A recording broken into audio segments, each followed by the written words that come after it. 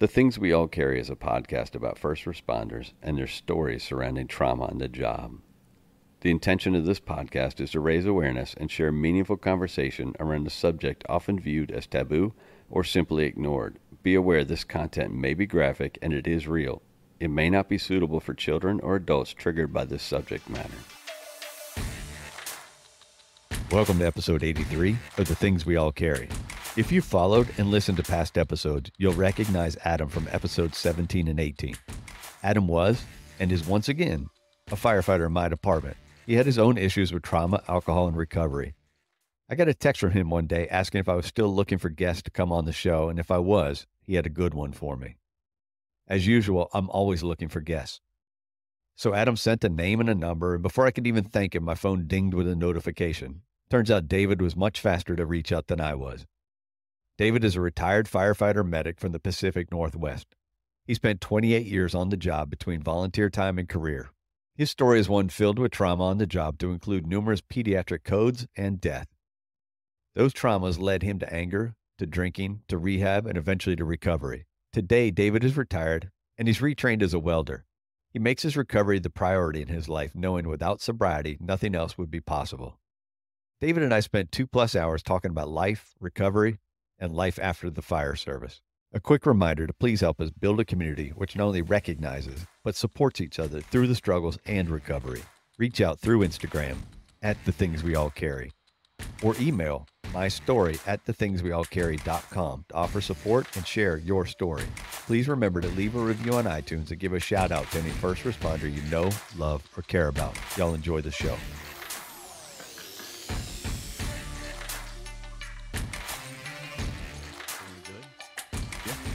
Questions before we start? No. So let's have our conversation. Let's do it that way. Okay. Welcome back to The Things We All Carry. This morning I have David with me. He's out of Washington State, and he's joining me from his home this morning. And it's a little early there for him. Well, I'd say it's a little early, but he's used to getting up early, he said already. So it's about 8 a.m. for him this morning. He was a firefighter medic for just over 28 years. He retired 2 years ago, correct, David? About 2 or 3 years ago. Yeah. How's retirement finding you? Oh, it's been a good ride. I'm busier now than I ever have been. I think we'll get into the reason why you're busier, right? And as we tell your story a little bit. Before I go much further, I've been in this habit of asking people about music, and the reason I'm doing it is because music's a big part of my life. I hardly go anywhere without music going in the background. What's the last song you listened to? Oh, I hate to jump on the bandwagon, but Rich Men in Richmond by Oliver Anthony. Yeah. It's quite a statement, and obviously it's all the buzz. I guess probably until now that Zach Bryan's new album came out, and he's going to dominate the charts off of that. But he lives in the town that my daughter lives in, actually, down in southwestern Virginia. So, interesting. Yeah. So it's a small little place, and it's definitely a place you can get off the grid. And that's apparently what he's done, is just gotten off the grid and is trying to live his own life. And I think that might be out the window now that he's apparently done Rogan. So yeah. I watched a clip of that last night. Kind of hard to fly under the radar once you do the Rogan show. Absolutely. Trust me, this one won't have that effect on your life. Trust me. Okay, good. So why don't you tell me a little bit about yourself? Where did you grow up? Well, I was born in Reno, Nevada, and I think when I was about 5, I moved up to the Northwest into Oregon, into Oregon City with my mom, and my mom and dad. My dad at that time, he was a long haul truck driver. So as I recall, he was gone a lot. And then we kind of lived around in that area, the Oregon City, Westland area outside of Portland, Oregon. For pretty much, the rest of my young life anyway, at least until my 20s. And then I would spend most summers going back to Reno, staying the summer with my grandparents. I went to school there for a little while in junior high, but yeah, I mostly grew up in the Northwest. And you said mom and dad moved you to Oregon City. Were mom and dad married throughout your childhood? Yeah, so I was adopted by my dad. I didn't know my biological father. Okay. Uh, and then, yeah, my parents were together until I think I was about 19 or 20, and they got divorced. Okay. And yeah, So I don't want to minimize, but it doesn't have as big an effect, or does it at that age? you know, um, I think being older and, honestly, I was used to my dad not being around a whole lot anyway. Oh, because Uh, yeah, the long haul trucker thing.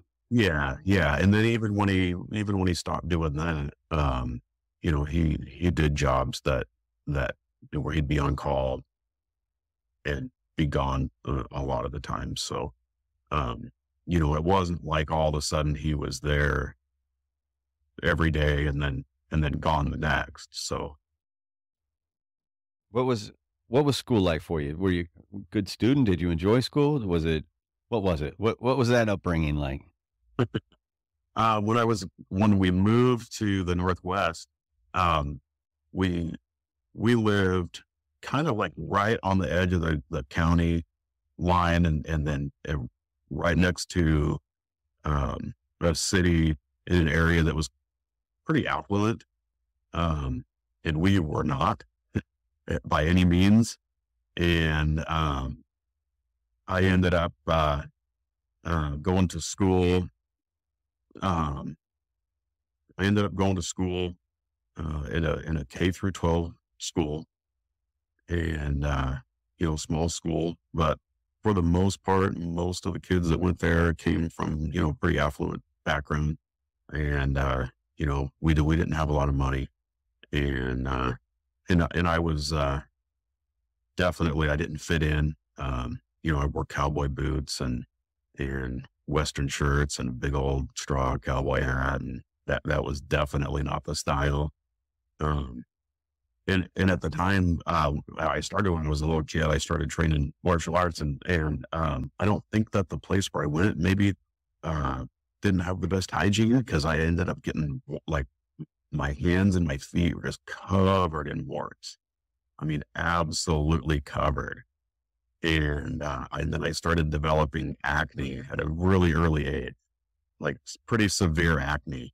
So I was the poor kid, didn't dress like anybody else. My mom cut my hair. I had acne, warts all over, so you can So imagine how well I fit yeah, that in was with that being a was kid. the obviously wasn't the easiest time to get through school, correct? No, no. And then, but I was always I was always kind of a clown, and always trying to make people laugh, and got myself in trouble quite a bit with teachers that are like that, doing that. And um, then when I was in junior high, like probably right about the best time that could have happened, um, my mom got a good job, and we ended up kind of moving up a couple of notches in class. And then all of a sudden now I'm getting my hair cut at the salon, and I've got nice clothes, and my warts are pretty well gone, and the acne is getting under control, and, um, and I was on the track and cross country team, so I made friends that way. And by the time I got into high school, I had pretty well kind of come into myself and got along pretty well I had a lot of diverse group of friends. Now, do you stay in that same school, that K through 12, all the way through? No, no. By junior high, we kind of hopped around a little bit. Seventh, eighth grade, I actually went to school in Reno, again, where I did not fit in at all. Um, I thought that, going down there to kind of a bigger city, um, over the previous summer, I'd seen a lot of kids that were like really into breakdancing and stuff. And I thought that that was like the thing. So when my grandma took me school clothes shopping, I bought like all the parachute pants and the freaking, the cut off, the tank top with the padded collar and stuff, and that is not what the kids were wearing when I went to school. So I really stuck out, but I did, I did have some of the kids that were break dancers. They took me in and they gave me a breakdancing name. And oh, well, we got to hear that, man. Oh, Aftershock. Aftershock. Okay. Aftershock. Yeah. And I could not break dance at all, but I would get out there and just at least, bob my head around and, be one of the guys in the background. I was like the background singer. Well, you ended up with a good nickname at least. Oh yeah, absolutely. So what do you do after high school? Yeah, I knew that I wanted to do something, I knew right away that I wanted to be doing something to serve the community. Initially I had a really big interest in law enforcement, and, we had some good, close family friends growing up that were police officers, and they had a big influence on me. And I really thought that's what I wanted to do. And I started kind of going down that direction. Started kind of looking at, taking some classes at the community college and looking at getting my degree. And I was talking to, one of the officers that I'd gotten to be friends with and about that. And he's like, yeah, it's a good career. And they have a really good program here at the local college, and yep, highly recommend it. And he said, one thing that I would encourage you to do is to find a way to serve your community. Find a way where you can volunteer within the community and show that you're really involved in community service. It's really going to, go a long way towards helping you get a job in the future. So I had a buddy that, he was a volunteer with the fire district.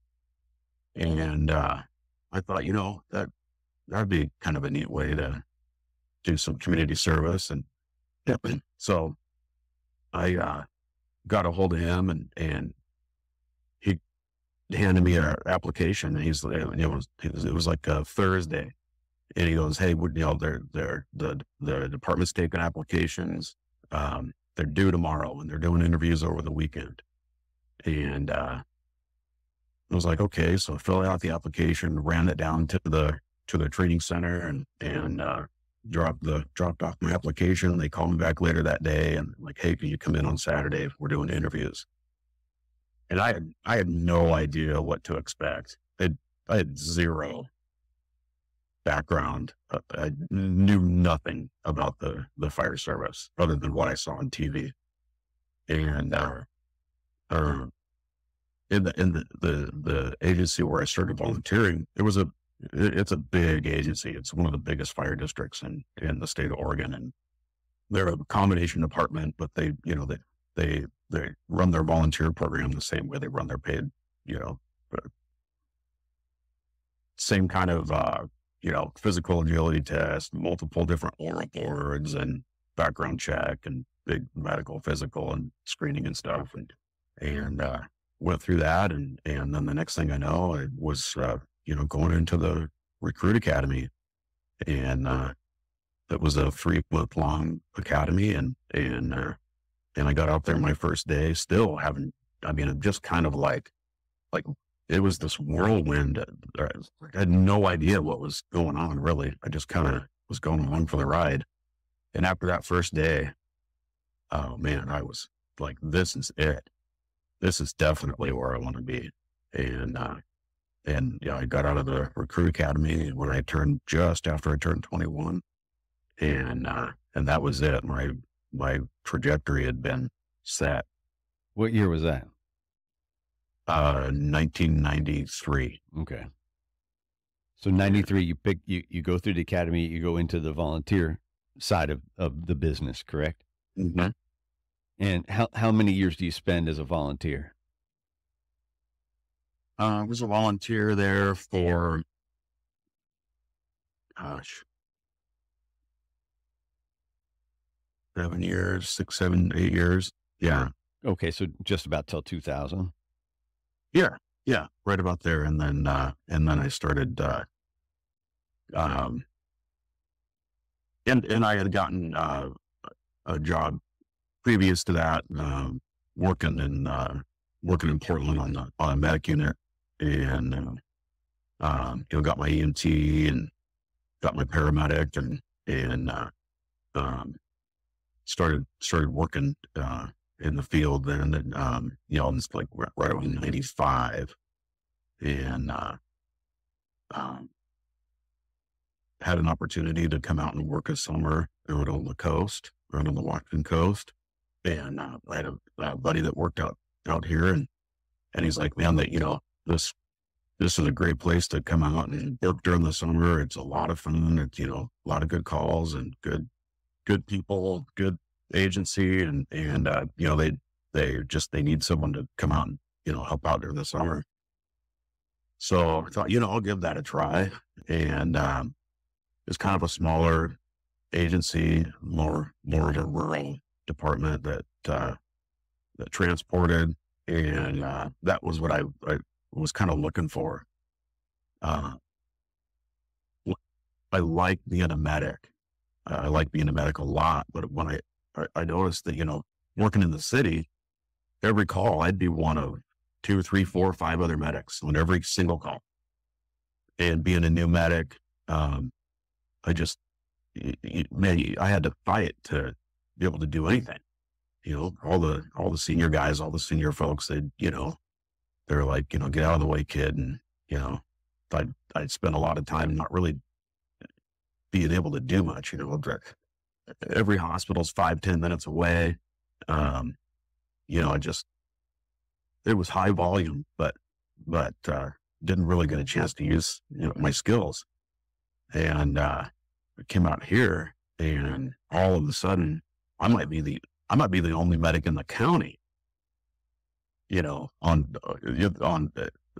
we had multiple calls going, I could be the only person on a call for 20, 30 minutes, just, I went from working in an environment where you had all the resources you could possibly need, anything you needed, any fire, and you call another alarm, you're going to get everything you need, going to get all the resources is going to be right there within, minutes. And out here, it's like, you've got to do everything, and you may not get the help you need for a long time. You got to be very, very, very self-sufficient. So you kind of thrive off of that though, but Yeah.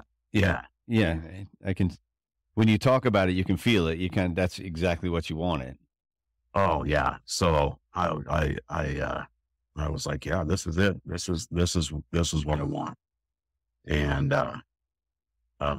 so I've been working out here on the Washington coast, or, I worked out on the Washington coast for over 20 years, and yeah, just, it's a good place to be.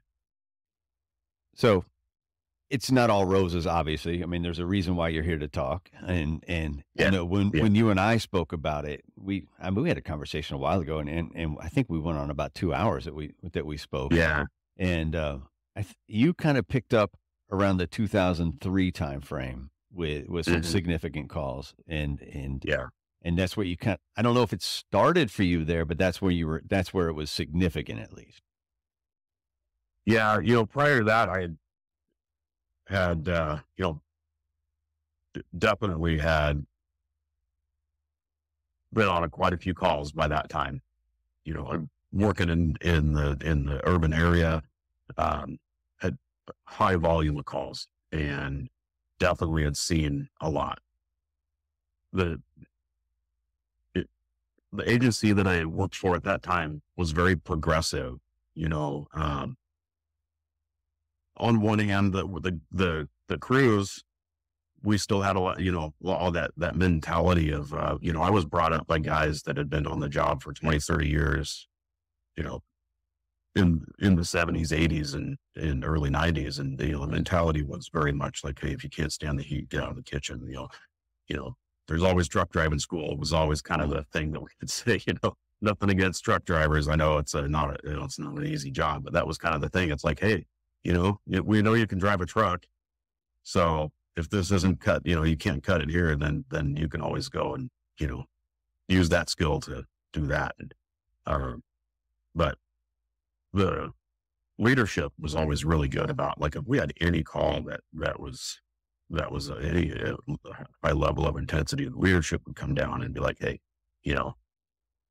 make sure you guys are okay. This was before like the critical incident stress debriefing teams, things like that, but you might get a battalion chief or a supervisor just to check on everybody. And you just knew that you had support.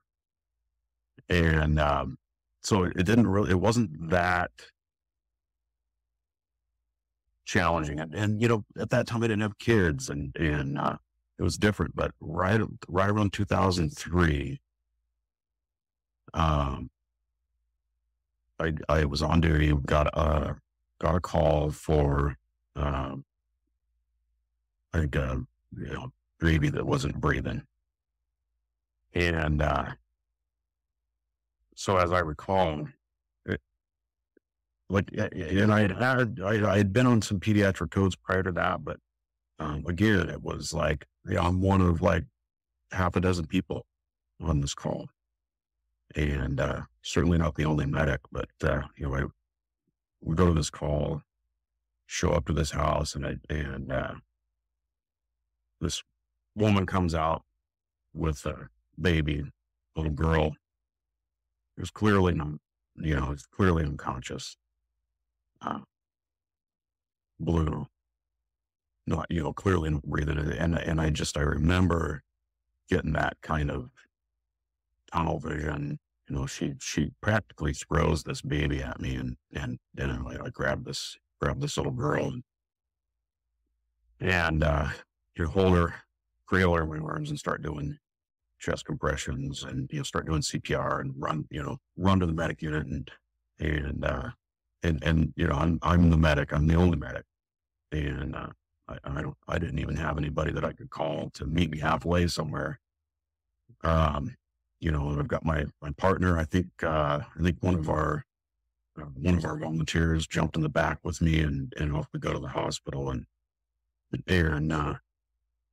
the call's actually gone well, as far as, everything goes the way that it's supposed to. I remember very, very clearly, seeing her on the gurney and how tiny she was on the gurney. And she's this little, she's less than a year old, little blonde haired baby that I just, as I got to the point where I went to intubate her, I had this sudden realization that she looked exactly like my daughter at that time. And I remember having this moment of like vertigo, like where I just I got a little bit, like all of a sudden it just kind of felt like I was like maybe a little bit out of my body, sort of like an observer looking at this, from a third person perspective. And I remember very clearly, like, praying, and this is not something that I would normally do prior to this point, but I remember praying like, okay, help me focus and please let me get this intubation. And I did. Like I said, technically all of the skills that needed to happen to take care of her, everything that could have been done for her was done. And we got to the hospital and same thing. It all went very well, very much like clockwork. And so she didn't survive. And And I had a hard time with that. I remember after kind of the dust settled, her mom came down to the hospital and she sat down on the ground in front of the med unit and just, she broke down and I'm trying to do the best I can to comfort her and stuff. And I'm trying to hold it together. Everybody around me is there that is kind of falling apart and I'm trying to really hold it together. And yeah, I think I was waiting on some paperwork to come before I could get out of there. And so I kind of walked out away from everybody and called my ex and I just I had this overwhelming desire to just make sure that my daughter was okay. All I wanted to do was just make sure that she was okay. Yeah. I called up her mom and didn't say anything, didn't tell her, what was going on, but I just hey, I just need to, make sure that she's okay. She's like, yeah, she's fine. What's going on? And it's like, I just nothing, don't want to talk about it right now. I just need to make sure that she's all right. And,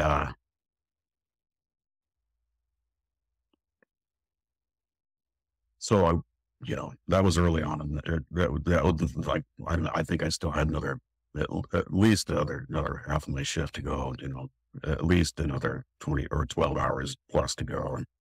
And I just remember feeling like I was just kind of floating through the rest of my shift. Like I wasn't quite in my body all the way.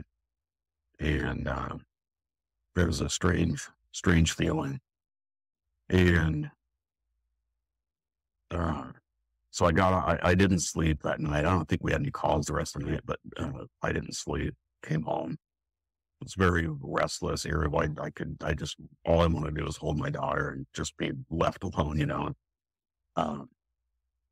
So a little bit of time goes by and I'm a bear. It was just like instant asshole for the next couple of weeks. I just had such a short temper. I almost got into fights. So that just out and about on my days off, just being so on edge, being around people, and then the coroner called, and she called and talked to the fire chief, and then he relayed the information on to me, and I don't know why she had to call, because there was no point to what she was saying. There was no solution. She just called and said, hey, I don't know whoever it was that intubated this baby, but they missed the intubation. And then he came and told me that. And I was like, well, that is not true at all. That is absolutely not true. It was definitely, a good intubation, confirmed by, multiple ways, by me and the hospital, the x-rayer, everything. I mean, it was a good intubation. And the only thing I can think of is the tube must have slipped out when they moved her after we terminated all the others and stuff. But that was it. I mean, it's just like, now I'm starting to second guess myself. Like, I know that it was a solid intubation, I know that it was, but maybe it wasn't, maybe it wasn't. Maybe I killed this kid, and, yeah, it just, I didn't ever really fully recover from that. And I just remember, I remember back for a long, long time, I was angry all the time. I just had this underlying anger, almost a rage that was just burning inside me all the time. And I had a hard time feeling that way, and I couldn't sleep. And so I started drinking, and I had always I'd kind of gotten into like collecting and being like this craft beer sort of connoisseur. And, you know, I, prior to this, I think that I could drink, a couple beers and be okay. But honestly, looking back, that's not the case. I mean, I was definitely an alcoholic from the first drink that I ever took, but it was always just sort of, you know, under control for the most part. But I'd never had any hard alcohol really prior to that. So I know that I would try but go to bed and I would drink several beers, take a bunch of Benadryl, take a hot bath, you know. I mean, I should have been just knocked out cold, and I just couldn't sleep at all. And so I went to the liquor store one day and I didn't even know what to buy. I just asked the guy, I was like, what am I supposed to, you know, have? And he's like, well, I drink, Yukon Jack, the peppermint stuff, and I keep it in the freezer and I put it in my, hot chocolate. Like, okay, that sounds pretty good. I think I can deal with that. And I started doing that, and it just, from there, that was it. I was drinking hard alcohol a lot to try and get some sleep and take that edge off. You made a note when we first talked about, and I have it in quotation marks, don't show weakness. I'm trying to remember what that was about. And yeah, you know, that was definitely part of the culture. I mean, you know, like I said, I was brought up by guys that had been on the job for 20, 30 years prior to, you know, early 90s. And, on one hand, it was always like, you know, you knew that the guys that you worked with, everybody had your back, you know. And at the same time, there was this culture, especially in the agency that I ended up working for so long, the agency that I retired from, you know, a bunch of young guys that, like, there was always this feeling of,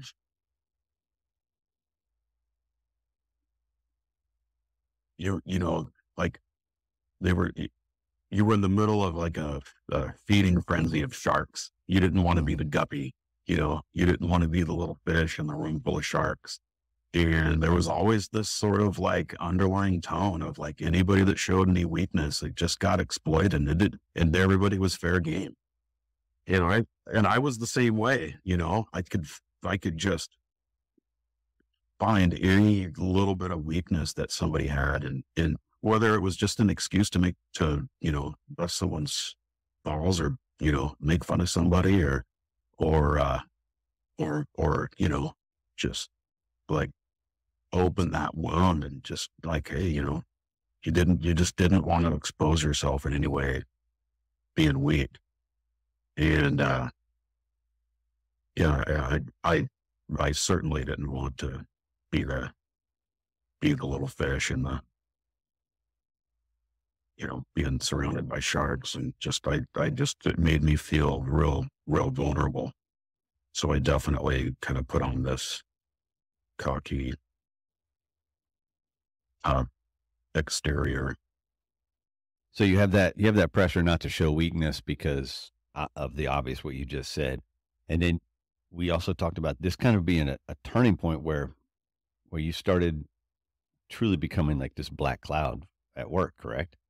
Oh yeah.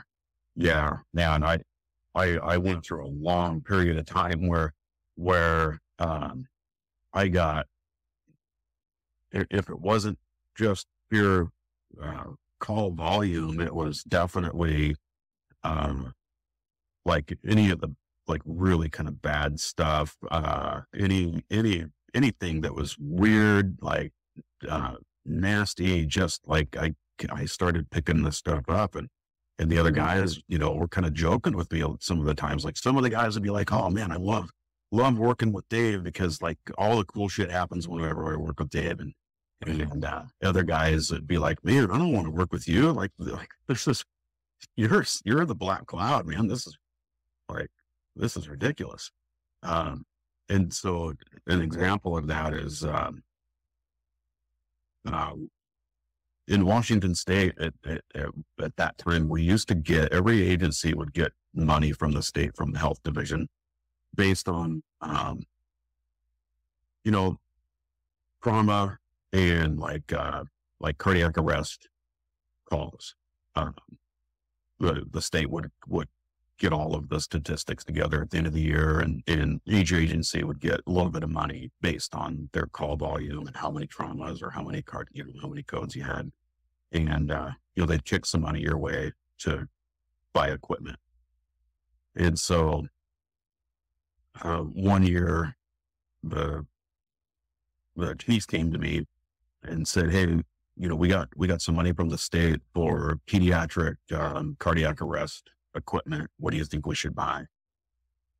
And I was out in the gym working out, and I remember thinking to myself, because at the time, the chief at that time, I was a guy that had come up through the ranks, and he had just become the chief. I think he might have even still been the acting chief at that time, but it was unusual for him to come to me to ask me for something, because he and I didn't get along. I had always been on the executive board with the union, whether the president, vice president, secretary, whatever, always on the grievance committee. And we always had a lot of grievances. So he and I didn't get along so well. And so that was unusual. I'm like, what? And I asked him, I was like, well, why are you coming to me? Because it was weird that he would do that. And then, and he said, well, because you've had all of the pediatric cardiac arrests in this last year. So I figured, you might have some input on what it is that we need. And I'm standing there, like I said, I remember very clearly being in the gym working out. Then just in my mind, I was just like, man, that's heavy, and I don't remember what I told him. Probably told him we needed some like Brazil tapes or something. I don't know, but he leaves, and the guy that I was in the gym working out with is just like, and we both just kind of stand there, and he's like, man, he's like, that's pretty heavy, man. I think he used some more colorful language than that, but I was like, yeah, that's crazy. And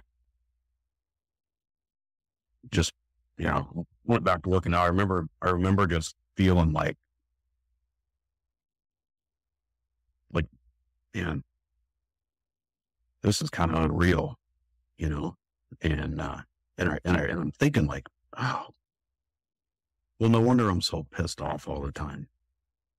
I remember standing there, and I was next to a door that had a piece of glass pane in the door, and kind of seeing my reflection and looking at myself in the reflection, and just like not liking what I saw. It's just like, I didn't want to look at myself in the reflection of that door, and just kind of, tried to brush it off as best I could, and probably made some sick joke about it or something, who knows, and, whatever, and back to it. But yeah. Yeah. I was going to say, you said you didn't like what you saw, and you didn't really deal with it. And I think one of the points you made throughout this was that you didn't deal with any of this at all as you're going, as it's happening to you. And you talked about gathering stones in the backpack. Yeah. And literally that's all you were doing. You would just pick one up and put it there, right? Yeah. And that was a analogy that I had heard somebody use, and I thought it was really fitting. Every call you go on, every single call, doesn't matter what it is. If you think about having this backpack, and one call might be a pebble, another call might be a kind of a small rock, and some of those calls are going to be, pretty big, heavy rocks. But yeah, you just, every call you go on, you're adding just another stone to that backpack. And, some people can carry a lot of weight, some people not so much. And at one point or another, I think we all get to the point where I think our backpack gets kind of full and, maybe starts to overflow a little bit. And, that can kind of come and go, that can wax and wane, I think. But, I was already to the point of, like, I think my backpack was full. Like I was carrying the amount of weight that I could carry. And, anything that got added to it after that was just, it could be too much. Yeah. So you're gathering all these stones, you're loading your backpack down, you've started drinking to sleep, you're drinking to cope. Yes. Correct. Yeah. But as we talked about, you thought you were like in the best of times. At some point, you're like, these were the good times. You're like people were looking up to you. People wanted to be like you. Yeah. But and you gave this appearance, right, of keeping it together. Absolutely. Yeah. Yeah, absolutely. Yeah. And you're right. We, at that time, we had grown kind of overnight in the department. We had started, being a fire district, we covered a lot of unincorporated areas, and we had started providing coverage for a couple of the cities, and went from being a small agency to being kind of a, medium size agency. Hired a bunch of guys kind of overnight, grew, or we had some rapid growth. And, so, I'd been around a while and, had a bunch of younger guys, coming in and, working with us, and, the shift that I was on, that we were all pretty tight. We were all pretty solid with each other. And, we would just have such a great time at work. We all got along really well, always joking around with each other, and hung out with each other off duty. And it was a good time, and all these new guys, all these young guys, like, they all wanted to be on our shift. They all wanted to have what we had. And, I was always kind of known as that guy, like that, with my sick sense of humor. I was always just crossing that line just a little bit. Like there was always that line, and then I would cross it. It's just kind of known for that. And everybody, thought it was pretty funny. And again, that was a way for me to cope.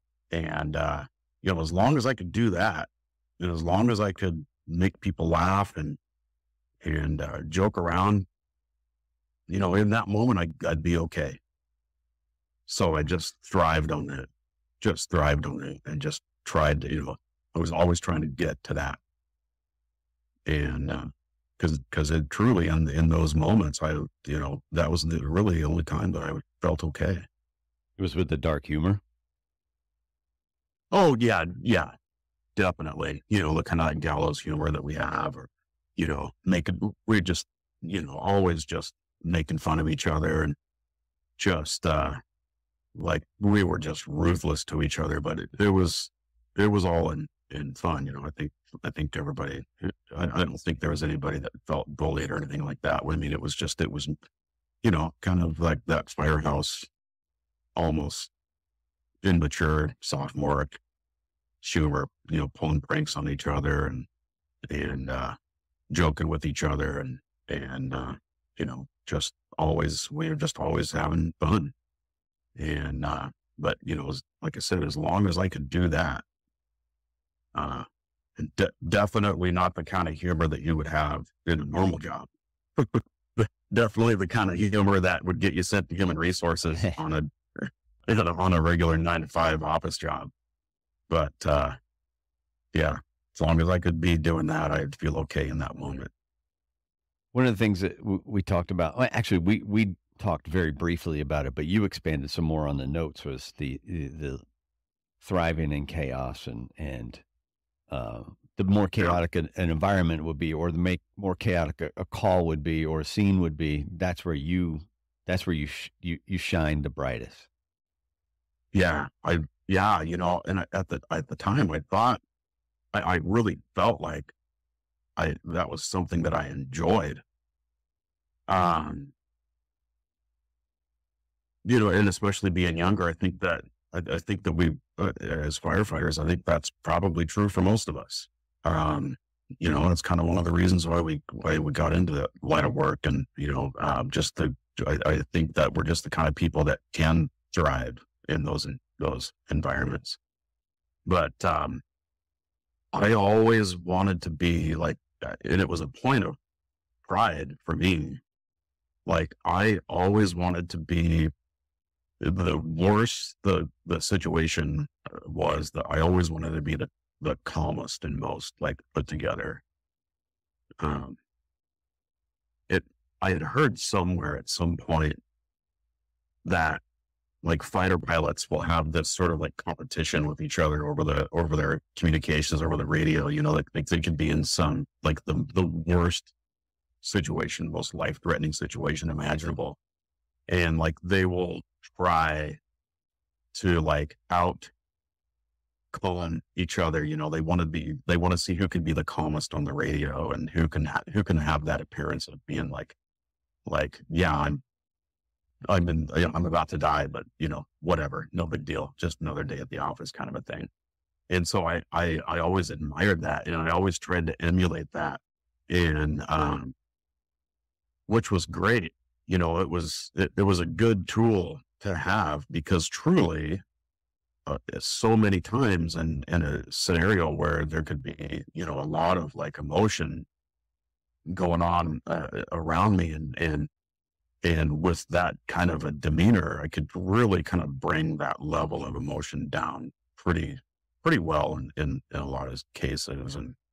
And it worked very well for me throughout my whole career, dealing with other people and in high stress situations. But on the inside, man, I was losing it.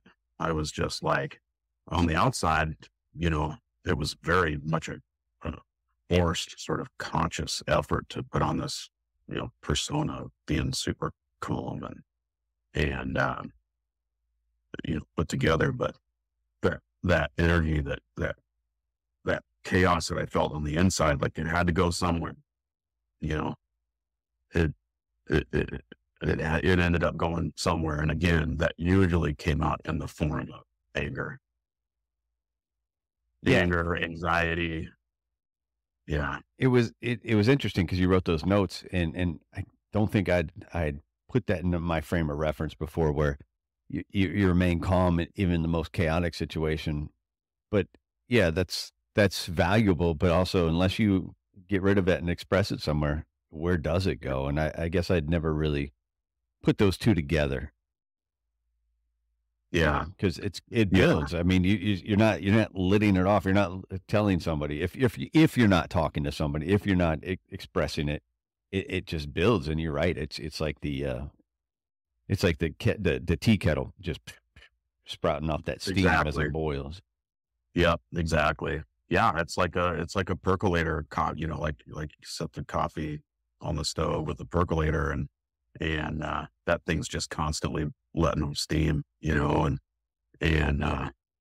yeah, I always had that bottled up inside, and it didn't matter, even with vigorous physical exercise, that just didn't seem to let that pressure out, and maybe temporarily, but yeah, that was always sort of bottled up inside me. I could never find a way to get rid of that feeling. And I remember so many times just thinking that, like, there's something wrong with me. Like, I mean, why am I so pissed off all the time? Why do I have such a short fuse? Why am, it's like that, the hypervigilance too, right? That was to the extreme. That's something that I still struggle with. Um, almost, almost to the point of paranoia, you know, like, um, I have a hard time being anywhere with, you know, in crowds or any place where I didn't, you know, I couldn't go to a restaurant, you know, without, couldn't go to a hotel without counting the way of finding where all the exits are. And, you know, if I sat anywhere in a crowded place, I always had to be where I could see everything and everybody. And had to, like, if I had to get out and, you know, I couldn't just go to dinner, for instance, at a restaurant, and just sit down and have dinner. I'd sit down and, okay, if this happens, how am I going to get, you know, my family out of here? What am I going to do? To, you know, if something goes down, I got to be the one that's got to take care of everybody and you know, um, mitigate the situation. And so I'm always looking for things to go wrong and how am I going to respond to it? And how am I going to, you know, get to safety and all this stuff. And just always like, on edge, always on edge. Um, always had a, you know, quick temper and yeah, it's just like, man, I don't remember being like this before, you know, and like, why am I like this? I don't understand. So during this whole time, 2003 is the significant call you discussed with the pediatric Mhm. code, and Mhm. then in our discussion, you talk about fast forwarding 15 years, and I'm going to assume during that 15-year gap, the gap between where we're talking, Mhm. that you're just piling these calls on. You're still putting all Totally. the rocks in the backpack, and Th- you're not seeing anybody to talk about any of this during that time. Am I correct? Right. Yeah.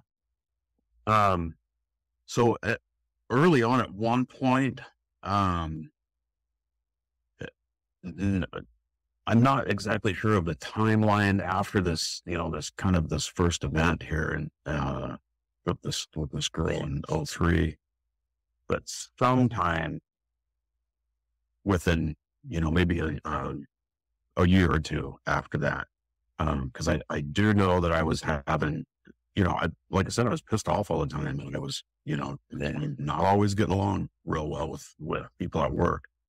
And um, the chief had actually sent me to go see a psychiatrist. 'Cause, you know, he's like, you're having some pretty serious behavioral problems, you know, and, you know, you need to go see a psychiatrist. And so they sent me to this guy um, I'm just like, why, you know, this is ridiculous. Why am I even here? This is stupid. But then, you know, I got to do it. I was just, you know, this is what I've been told to do. And the guy ended up, he was like he had a background as being a chaplain with, some big law enforcement agencies. And so I was like, you know, maybe this guy is probably, you know, somebody that I might be able to relate to. Cause he started asking me very specifically about work. He's like, you know, I don't know why you're here. I don't know what's going on. I just have some notes from your employer and, you know, maybe you're having some behavioral problems. And you know, what do you think's going on? And I was like, I don't know. I really don't know. I was like, all I know is that I'm pissed off all the time and I'm not really sure why. And he's like, well, tell me about, you know, some of the, some of the calls you had at work. And I started just kind of unloading on him. And he's like, well, he goes, you have PTSD. He goes, that's bottom line. He goes, you know, he goes, I'm not your psychiatrist. I'm not, you know, I don't work for you. I'm working for the department that hired me to see you this one time to see if we can figure out what's going on. And he's like, and that's what my diagnosis is. And that was it. Like, okay, great. Thanks. You know, and then I didn't know what that meant. I had no idea what that meant. I didn't get really any explanation for it. Uh, like, okay, duly noted. Thank you. Have a good day. Yeah, great. What do I do with that info? Yeah, exactly. So I just kind of went on like, okay, well, maybe that, you know, that within the back of my mind kind of popped up here and there, but I had no idea what that meant. And I did go there. There was a couple of times where in that next 10, 15 years, uh, where I would get to the point where I'm just like, I don't know what's going on. And I'd call DAP and, get the 6 free counseling sessions or whatever. And it would be with some, very well-meaning therapist that was completely out of their league. Mm. Like in those days, it was really hard to find somebody that I didn't even know the question to ask. I didn't know what I didn't know. And I'm looking for someone to tell me. And, there weren't very many people that had experience dealing with first responders at all. So I'd go and do, find a counselor here and there and do my 6 free sessions, not feel any better than I did when I got there, and just kind of move on. And, so I want to say probably like, 2018, right around, it was Easter weekend, and it was a Sunday. I was out with my wife, and we're walking the dogs, and one of our dogs, she was an old dog, and she was having a hard time walking in those days, and we're walking along, and we go by this house, and all of a sudden, out of nowhere, this big old mastiff just comes charging out of the open garage door and runs over, and what I see is this giant dog that comes over and attacks my old dog. She's rolling on the ground. This dog's going on top of her. My wife's kind of freaking out a little bit. Then I just got tunneled and just instantly, like, I was in my mind, like that dog was, okay, it had just attacked one of my dogs, and now it's going to go after my wife. It's going to go after the other dog. It's going to go after my wife. This is like life and death. Like, this is full on, like, fighting for our lives in my mind. And I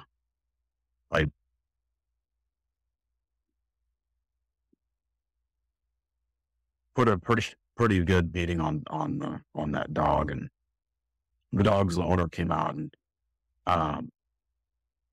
was it was a woman, and it was like like I said, it was Easter weekend, so there was like this whole family there, and I had enough presence of mind to see that, okay, there's a woman that's coming out. She's not coming after me. She's just trying to protect her dog. And then there's like kids, they're in the background watching this. There's like some older folks there. And I had enough presence of mind to back off at that point, thankfully. And but I unleashed the verbal kung fu onto all of them. And anyway, we kept walking and went back home, and my wife was just like, "Wow, honey, that was a lot." She's like, I remember the phrase she used. She's like, "Wow, your American show on that one." I was like, "What the fuck is that supposed to be in that?" And she's, "Yeah, you just kind of unleashed the redneck fury on the." She's like, "I've never heard you talk like that." She goes, she's like, that was a lot. So we're walking home kind of in silence, and I'm trying to figure out what the heck just happened. And she's like, I appreciate how quickly you are able to react to things. And I appreciate in this instance for sure how you could have thought that this dog was, attacking us. And I appreciate how rapidly you were able to respond to defend us. But she goes, "Do you know what really was happening?" And she's like, that yeah, that was a dog that was a big dog. That was a mastiff, but she's like, I think it was a puppy, like maybe a 1 or 2 year old kind of puppy. And I don't think it was out to hurt Mm. anybody. I think that she's like, I think that it just was coming out to like, wanted to like play, and just because of its sheer size and momentum just happened to knock our dog over. Not, it wasn't an attack. It was just a bumbling, big old goofy dog that was enthusiastic and wanted to play. And, um, and then I kind of replayed the tape a little bit, and I was like, man, I think she was right, and I way, way overreacted.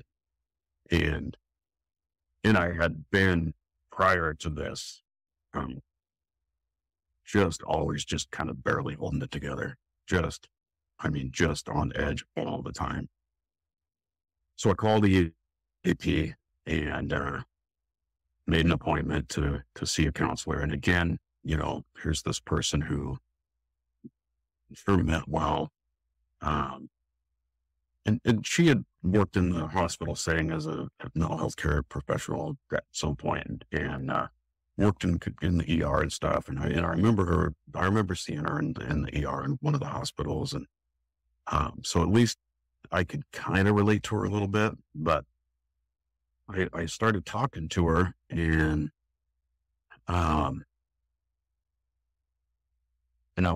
at some point I brought up the fact that I was possibly, maybe feeling suicidal, which I was. There was no possible or maybe to it, but I just kind of wanted to put my toe in the water and see how she would react. Hmm. And she's like, so, if that's something that you're serious about, I have to let your employer know, and I have to report this. I'm a mandatory reporter. If you're feeling suicidal, I have to tell somebody. And I was like, no, I'm just, like sometimes you just kind of think like, oh, that was dumb. Maybe I should just kill myself or whatever. You're like, it's like just a fleeting thought, like I'm not serious at all. Forget I ever said that. I take it back, because in my mind, because I didn't want, I was like, man, I'll lose my job for sure. Like they'll kick me to the curb so fast. Right. And that'll be that. I'll be done. I don't have any transferable skills. I don't know what else I'm going to do. So, this is all I've done in my whole working life, and I don't have anything else I can do. I can't lose this job. And so I'm just like, no, forget about it. And I would still go see her once a week, but I would just talk about everything else but that.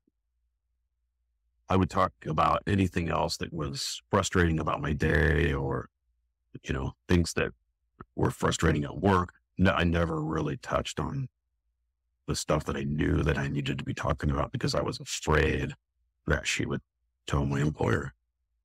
So I went on like that for maybe a year. And then, then everything just kind of came to a head. So when you say it came to a head, how did it come to a head? Well, because I guess everybody should keep in mind that, because the drinking doesn't slow down, correct? Oh no, it's matter of fact, it's probably getting, no, not probably, it's getting worse. If that's even possible.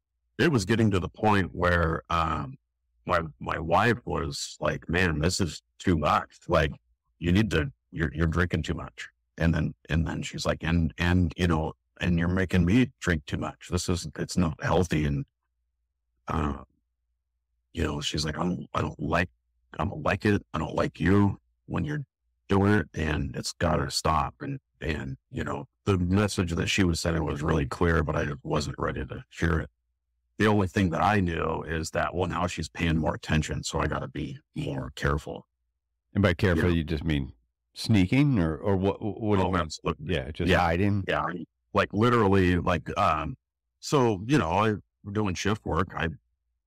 Especially during the school year, the kids will be at school, she's at work. I get off work, and I don't have anybody to supervise me for at least half a day. So I would get off work and go to the Moose Lodge and sit down and have a glass of whiskey. I mean, when I say a glass, I mean like a full glass, probably half a pint of whiskey, just to be able to make it home so that I could maybe get some sleep. Because if I was just getting off work, it didn't matter if we had calls or not at night. I could not sleep. I would not sleep. It used to be in the early days that like I slept the best at work because I had my own room, my own bed. I didn't, I didn't have kids, dogs, partner in bed, nothing to do unless we were getting calls.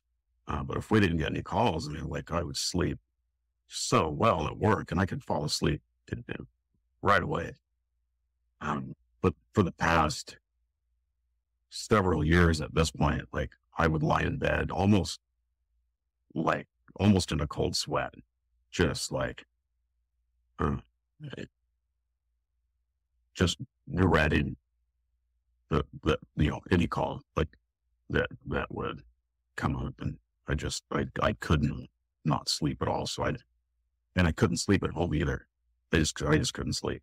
I couldn't relax enough to sleep in any way, shape, or form. And there was even a point, many, many years prior to this, where for about a year, and I want to say this was probably within a couple year time frame around 2003, maybe like 2005, 2006, where at any given point, I never slept for more than an hour or two at a time.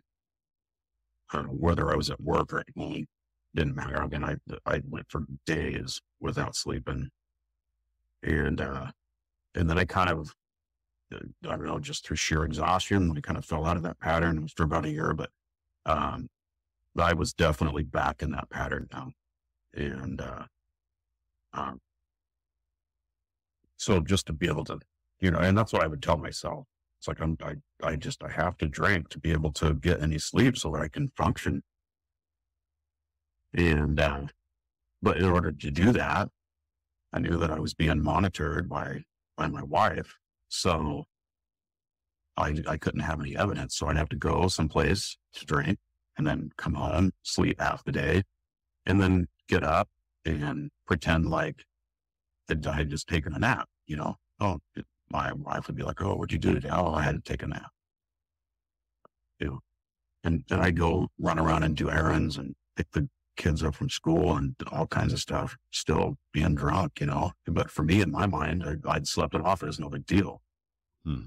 I was hiding bottles of booze out in the bushes, out in the yard, so I could have access to it without being monitored. So back to you saying it all came to a head. What does that look like for you? So I had gotten to the point, like I said, I went to this counselor and by that point, I already knew that, like, I had in my mind gotten to the point that I just thought that I was so far beyond being able to be helped, because like I said, I didn't know what was wrong, but I did know what was wrong by that point. I did kind of have an idea, and I just didn't know how to do anything about it. And the people that I would ask for help, like here I am, I'm kind of like asking for help and being told that, well, I have to tell your employer, I have to tell people. I'm like, no, that's not helping. Yeah. So, and it was not anything, I don't think this person meant to send that message. That's just the message that I received.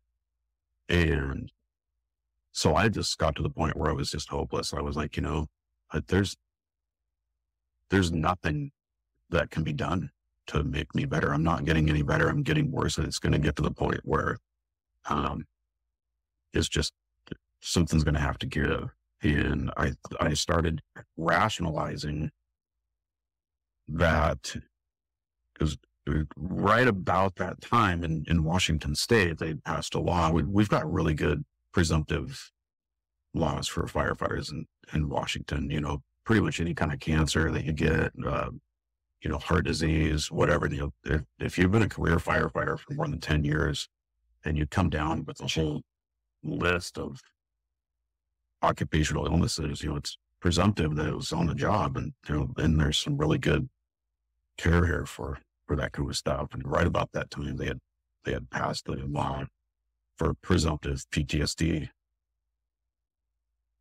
for firefighters and police officers.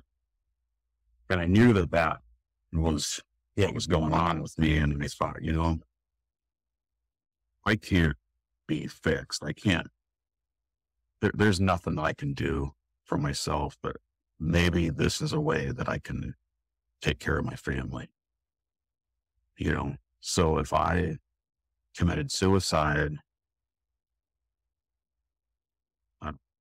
you know, and this is the lie that I told myself, this is the story that I told myself. It's like, so if I commit suicide, that's a one in a duty death now. And, so I started,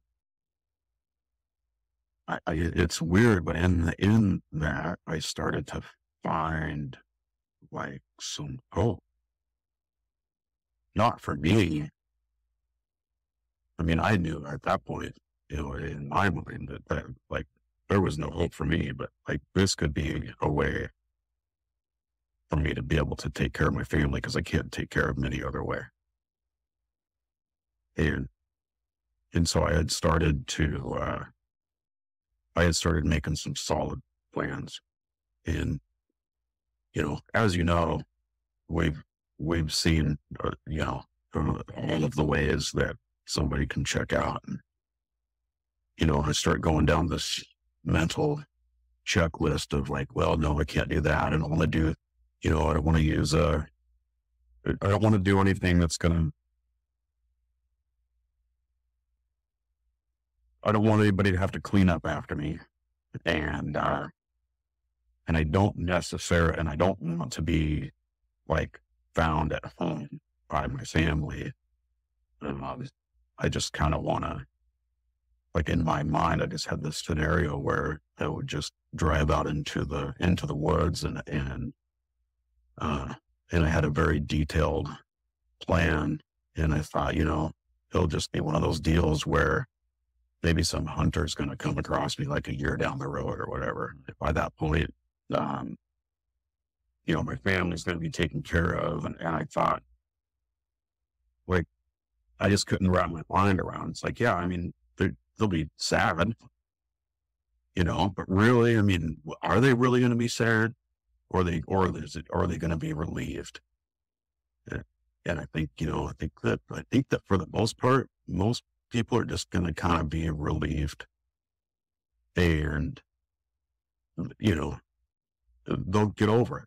You know, I'm not really, in the grand scheme of things, I don't make any real big difference in the world around me. So this is the best solution I could have for my family.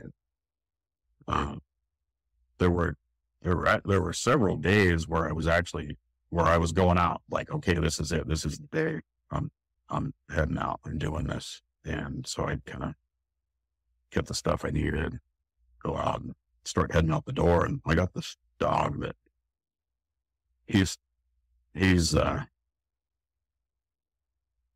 like, he's kind of a special needs kid. It's, he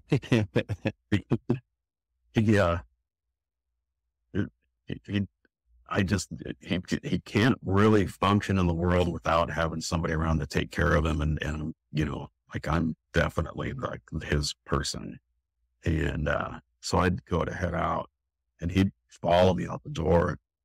I'd turn around and close the gate and he'd be standing there looking at me with this look of like, you know, where are you going? What are you going to do? And And I'd look at him and I'd just be like, oh, shit, I can't do it today because, someone's got to take care of the dog. And, you know,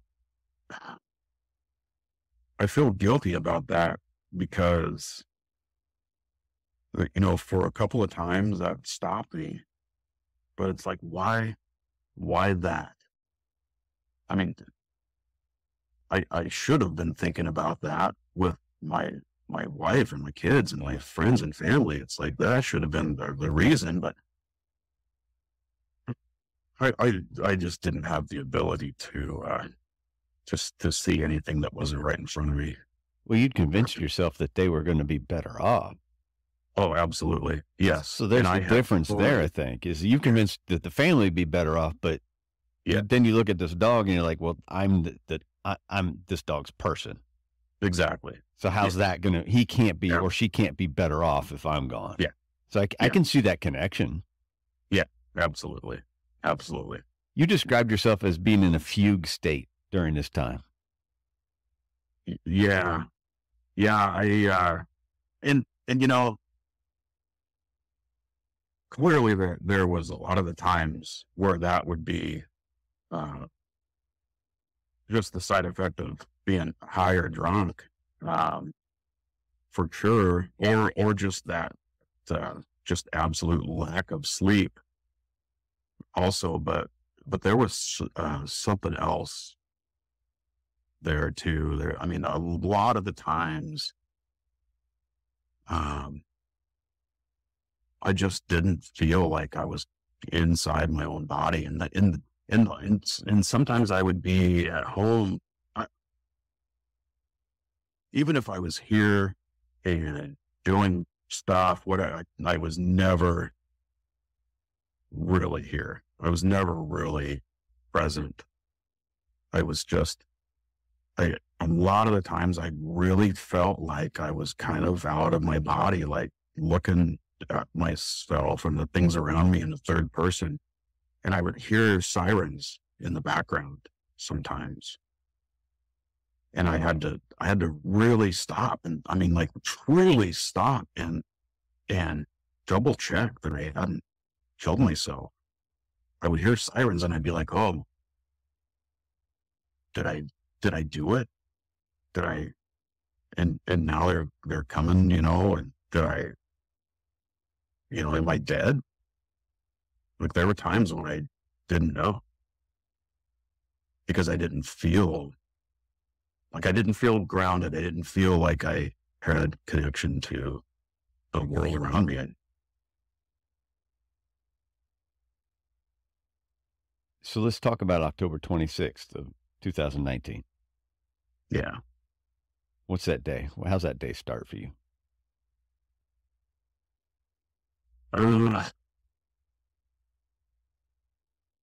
I don't, there's nothing remarkable that stands out for me on that day. I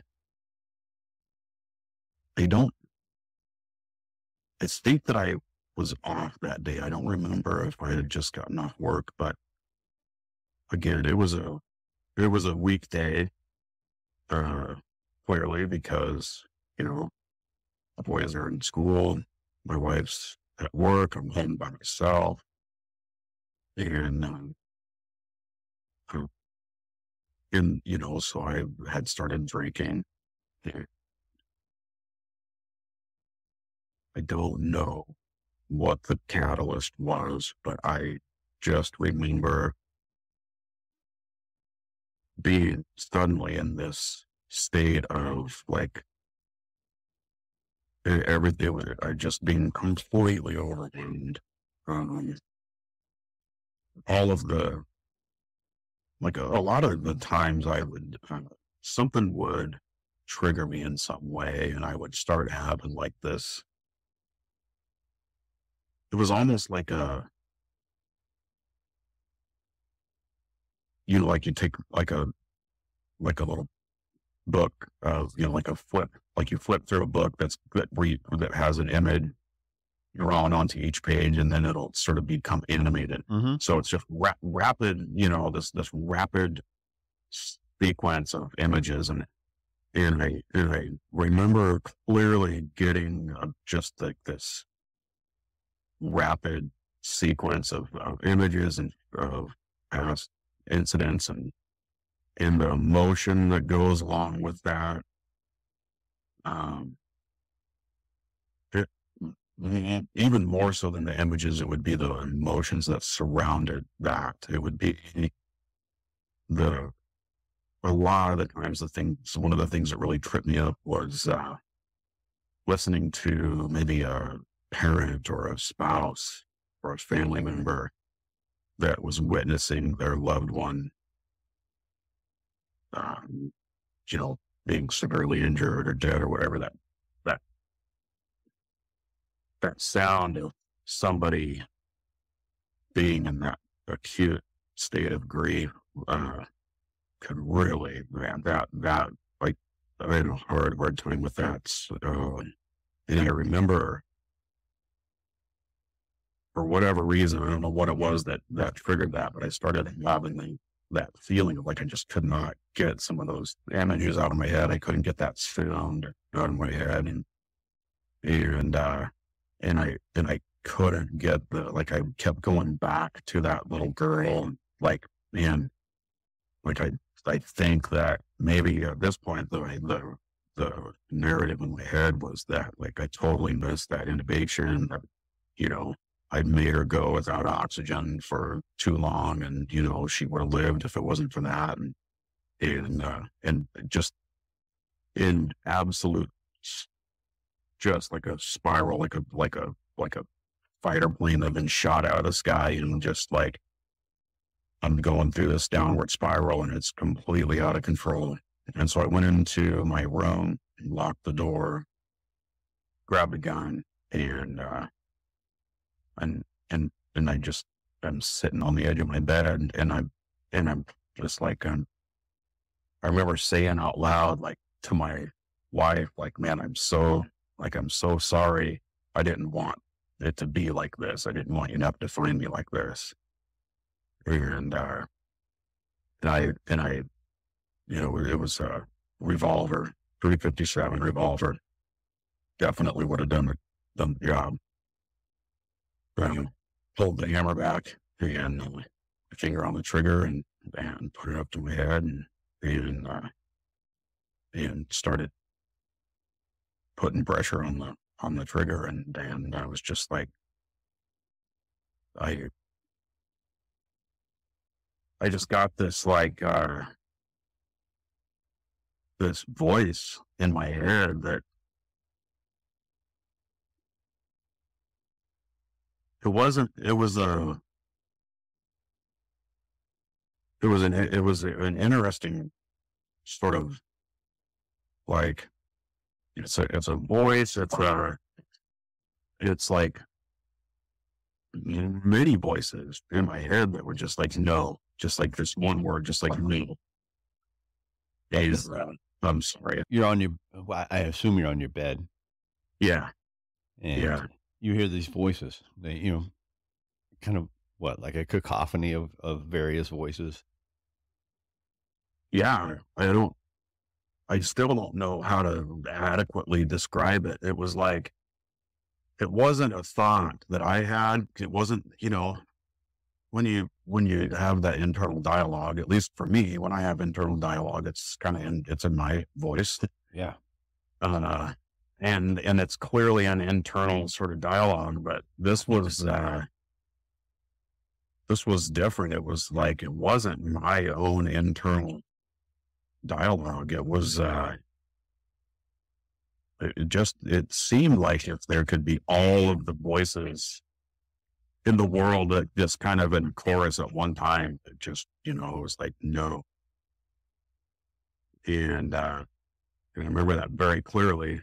And also, to be honest with you, I was drunk at the time and probably high too. So who knows? But I do remember having a very, very lucid moment at that point. I remember feeling quite present and quite lucid and like, what the fuck am I doing? And, and I just started bawling, and I put the gun down, and, and my wife was at work, and like, man, probably shouldn't be texting her at work with this, but I gotta do something.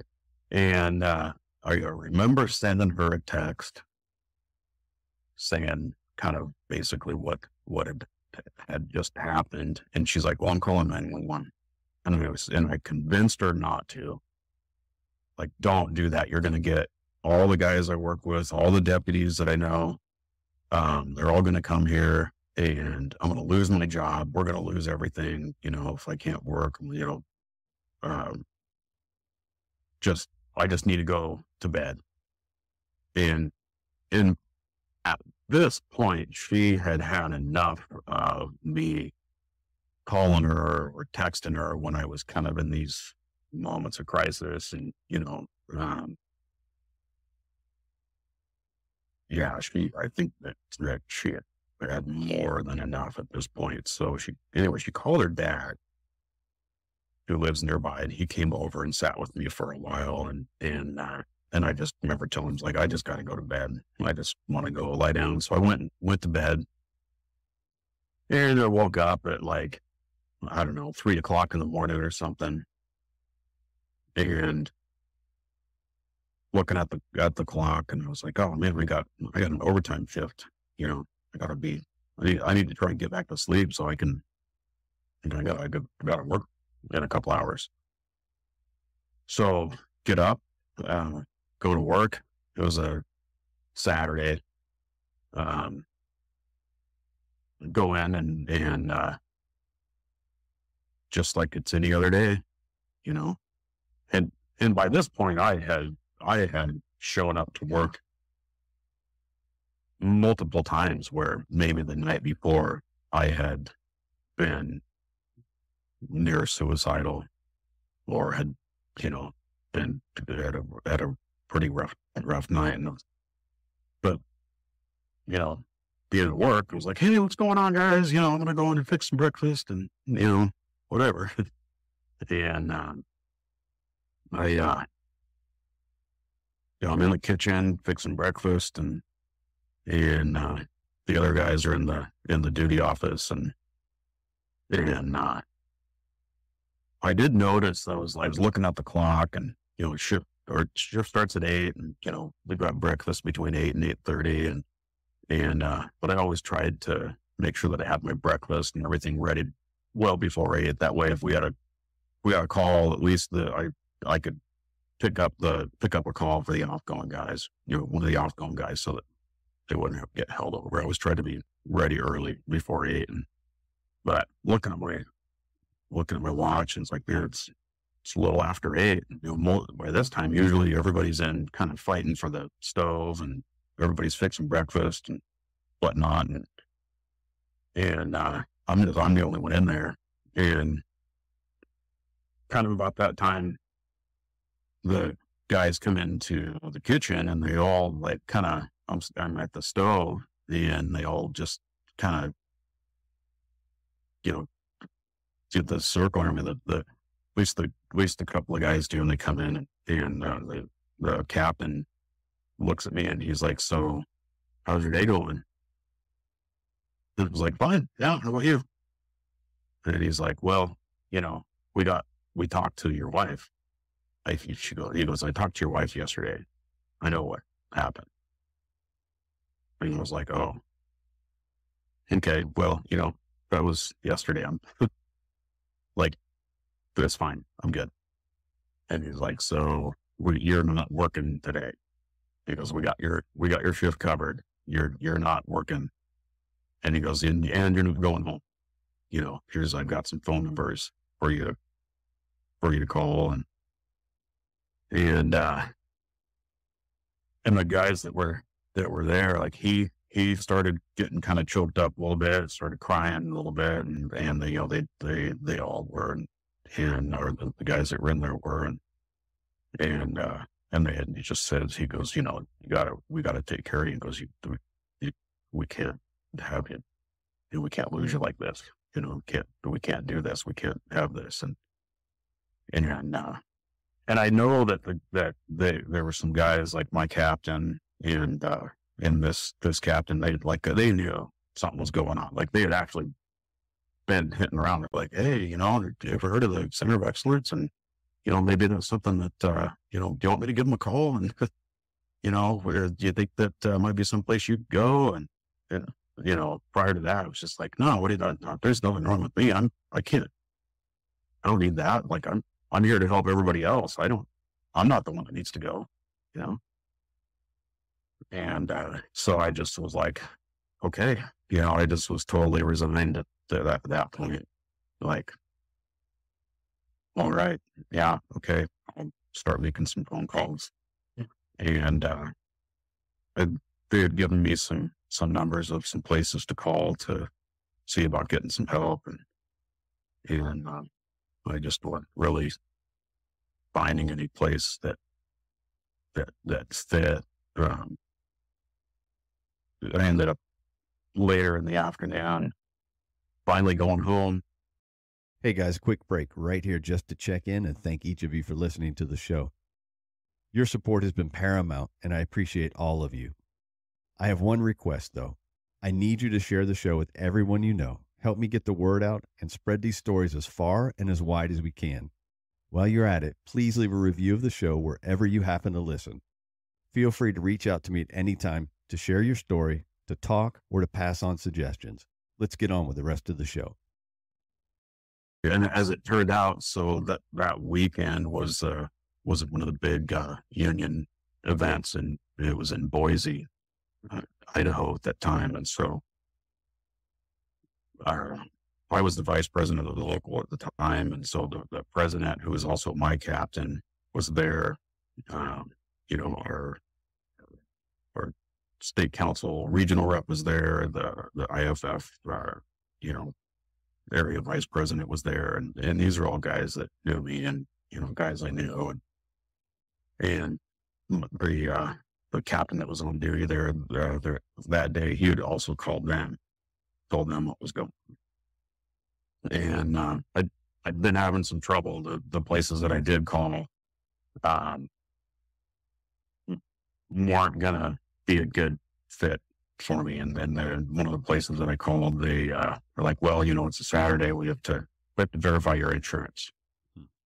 Can't get you in until Monday until we get your insurance verified.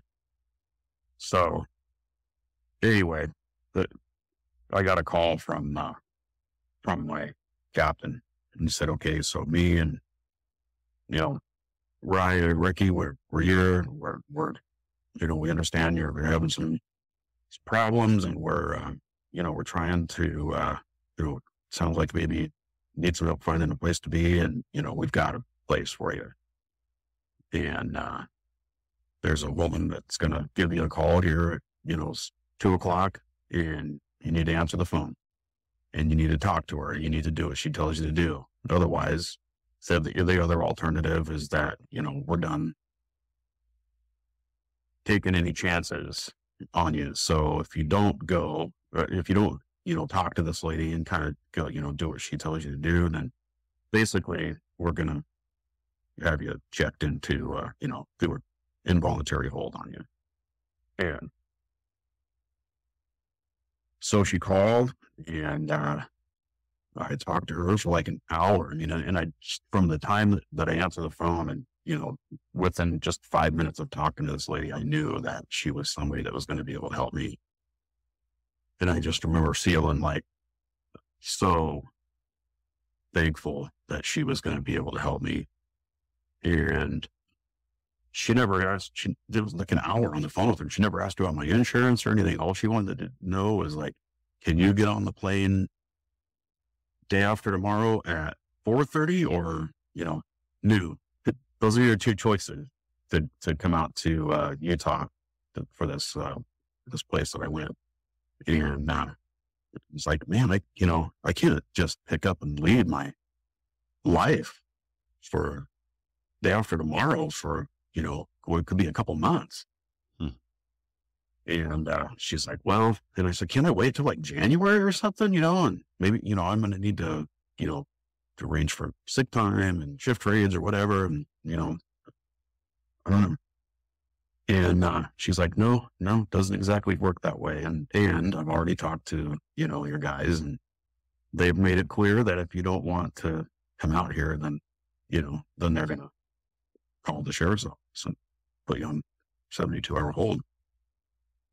Like, okay. And she goes, if you're having, here, let me give you the phone number of a guy that has been through the same place. He's a firefighter out for Boise Fire, as it turned out. And he's been here, he's willing to talk to anybody that kind of has questions. So I called him, talked to him, probably a couple hours.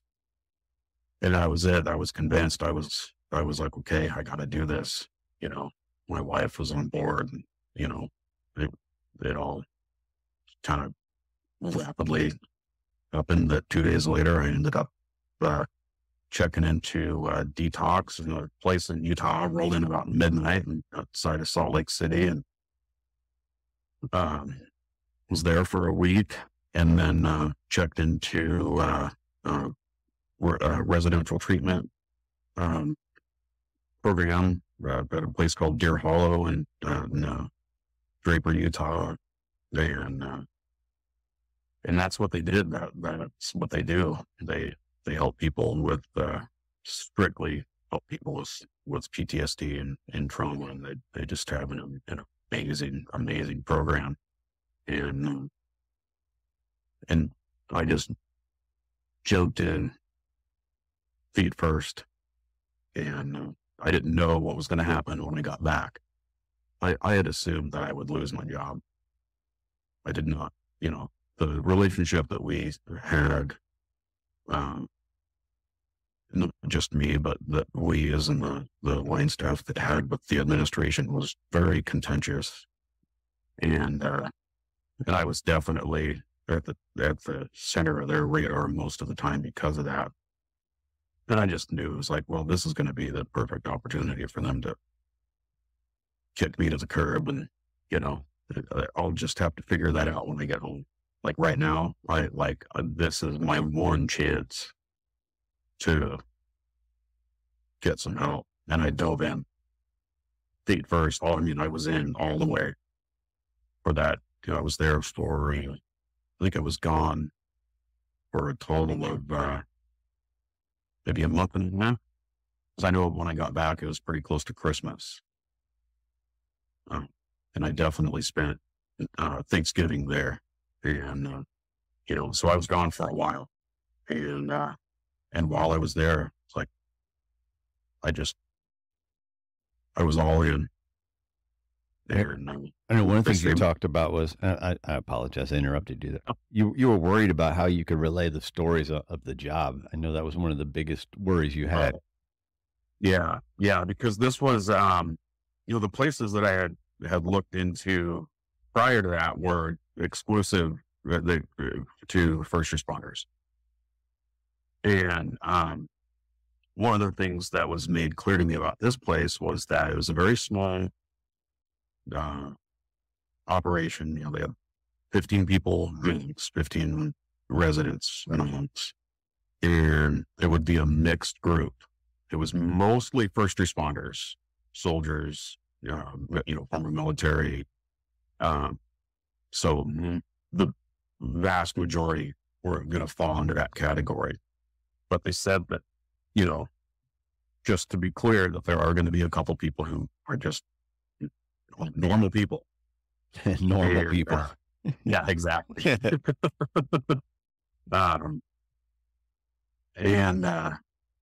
Okay, great. I didn't really think much about it.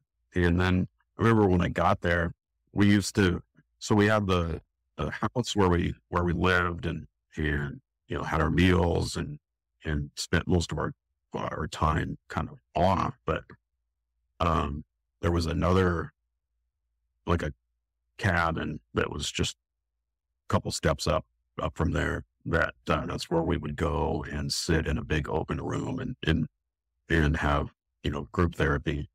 And then all of the individual therapists' office were there, and we called it the pain box. And I remember going up that, like that first day to the pain box, it might be my first time up there. And,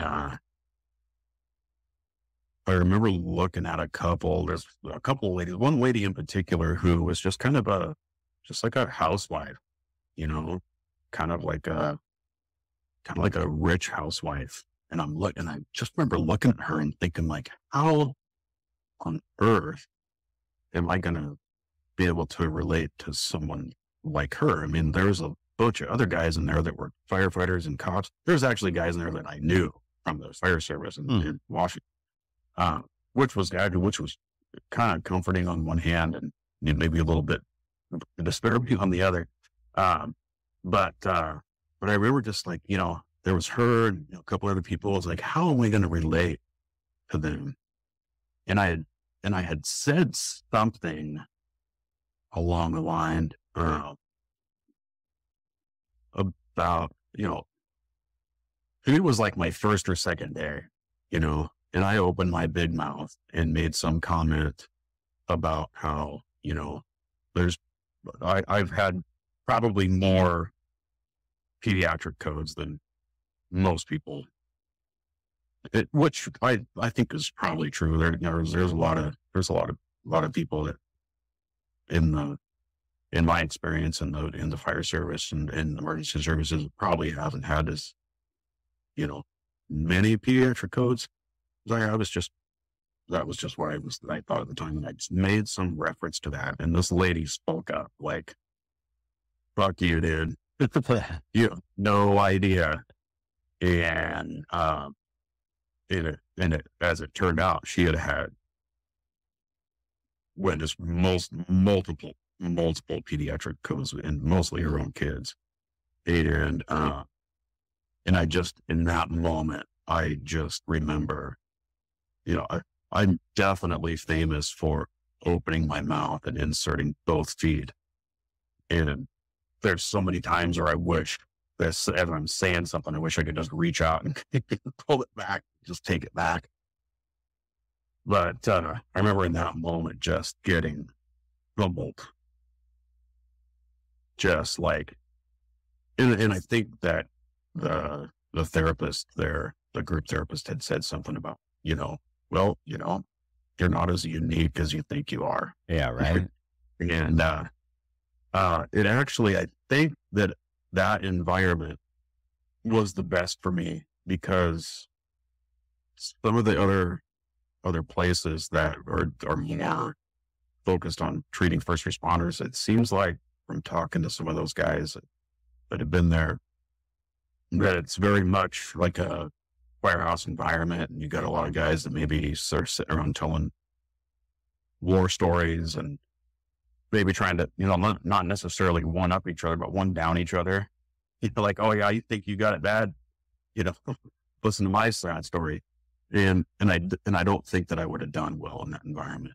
And being in this environment with a mix of people who I'm still close with a lot of people that I was there with who are not first responders, never have been, finding the common humanity, knowing that, okay, that I kind of got over the initial shock of being put in my place, understanding that, no, I'm not unique. I'm just because I have experienced these traumas for my job. That's just a matter of circumstance. That doesn't make me unique in the fact that I am a person dealing with trauma. It doesn't make me unique by any stretch of the imagination, which in turn made me realize that I'm not alone. Because that's something that I had been feeling very much for such a long time. Like, I didn't think anybody, brothers and sisters in the fire service, or the average person on the street, my wife, friends, like, I didn't think anybody could understand what was going on inside of me. And I just remember I feeling like this big weight being lifted off my shoulders.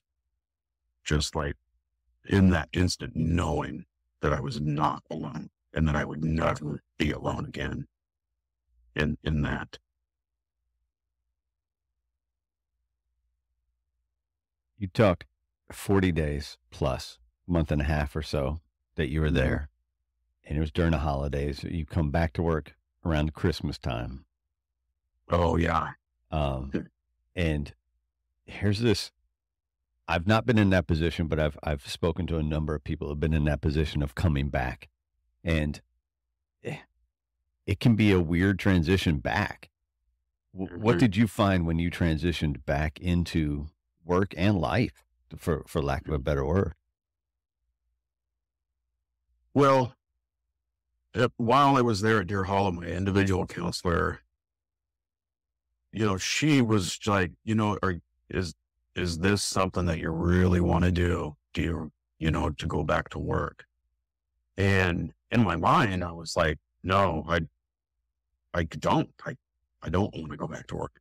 But, the reality is that they had only had a handful of years left before I'd be eligible for retirement. Mm-hmm. I think that I had pretty, maybe not quite, but pretty close to had all my years of service in, but I still had to be, I had a few more years left to go before I turned 53, which is the age of, where we could collect our pension.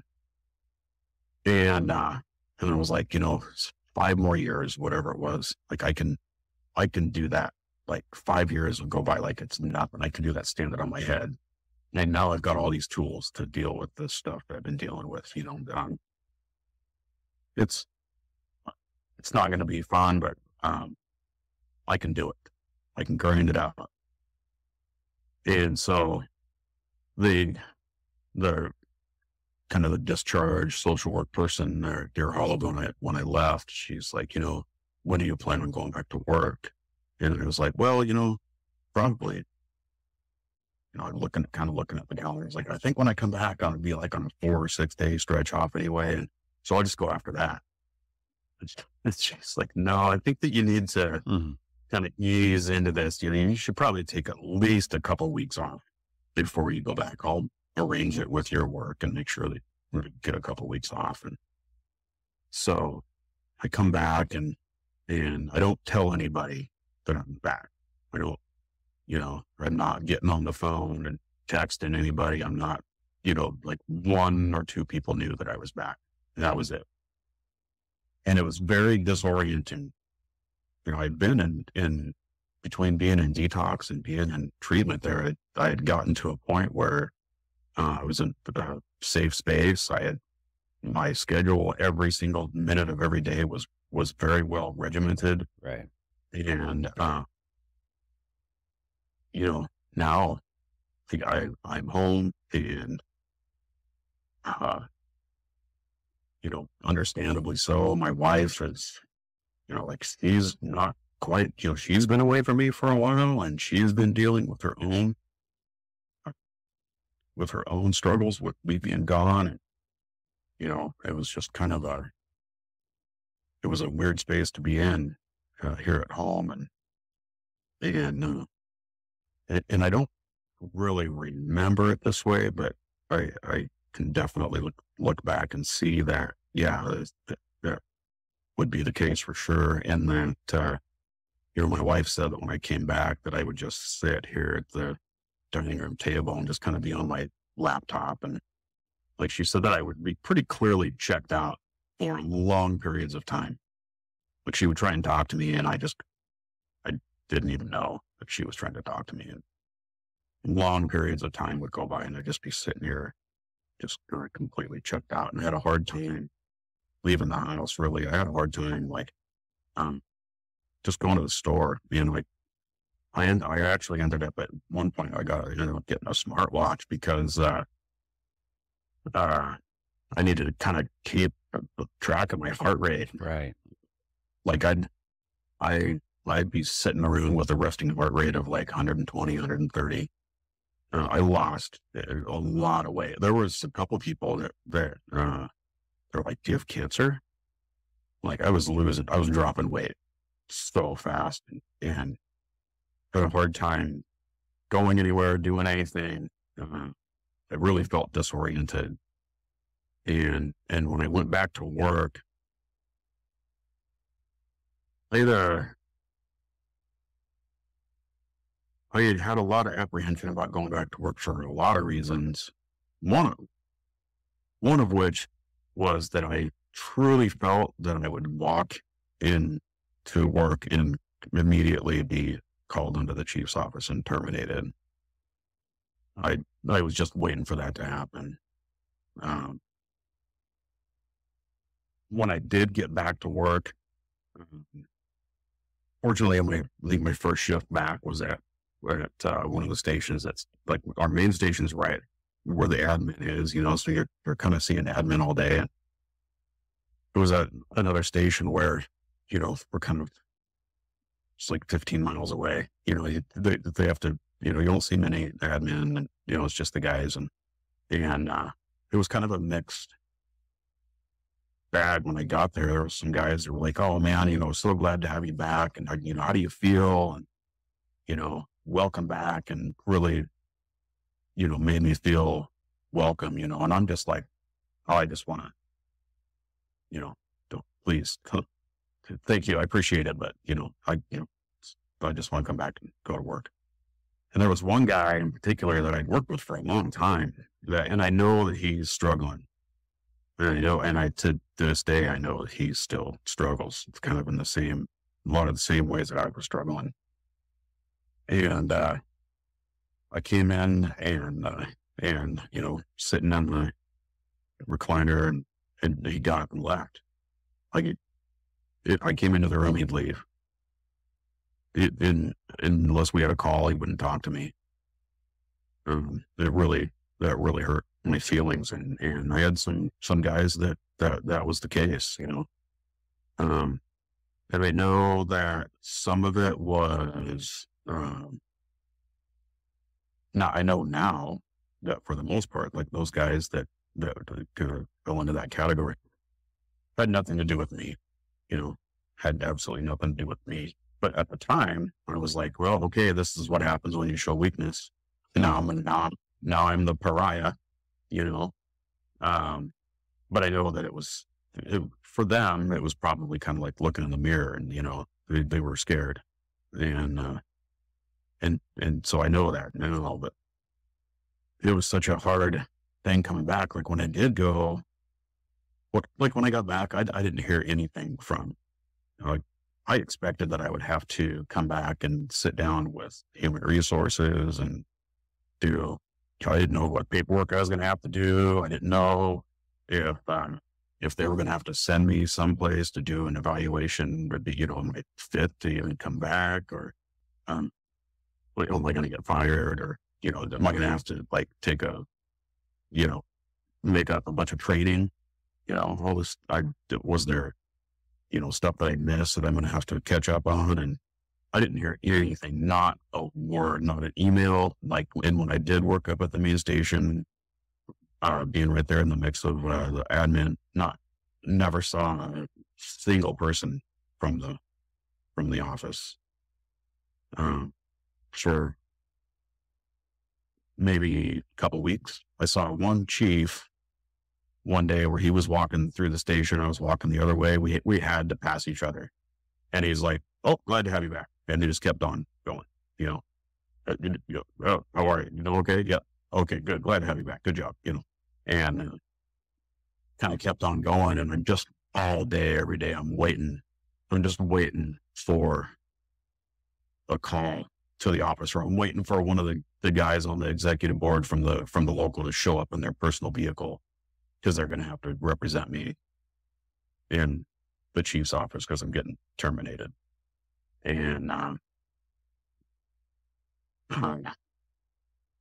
it was not a welcome, it was not a welcome return.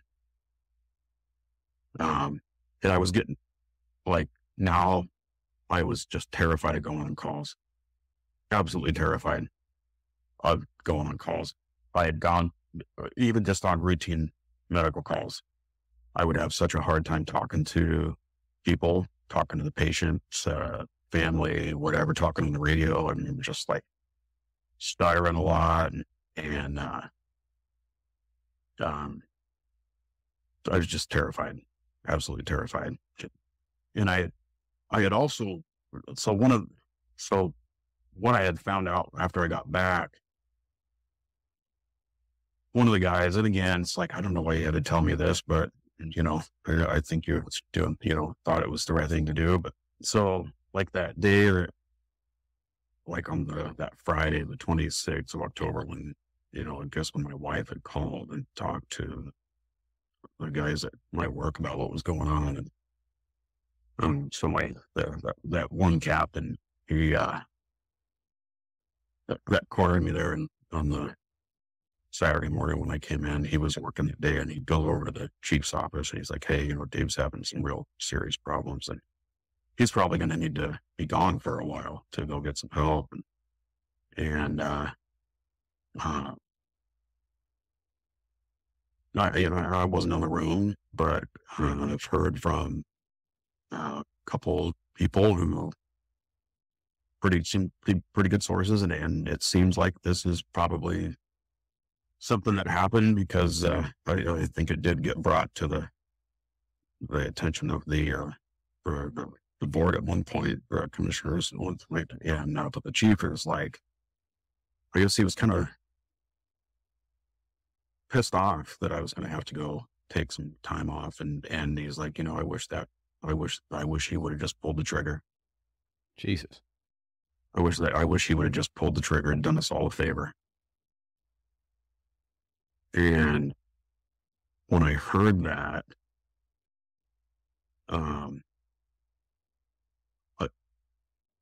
I was all, I'd been back a couple of weeks, and like, I knew this is not, I can't do this. I cannot do this. And my wife and everybody was like, yeah. And I had a counselor that I was seeing here, when I got back, who, she had a lot of experience working with first responders. Everybody that was close to me, and like my wife and my counselor, telling me, like, you're worse now than you were before you left.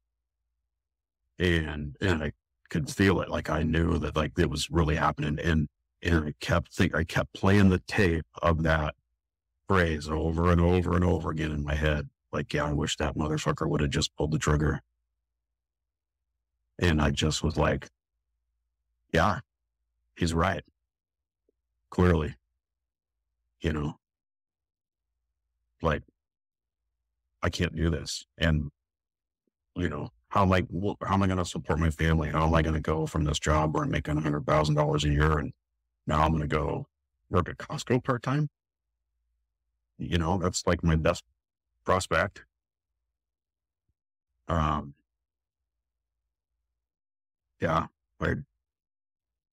So one of the guys that I knew, when I got to Deer Hollow, there was one guy that I connected with,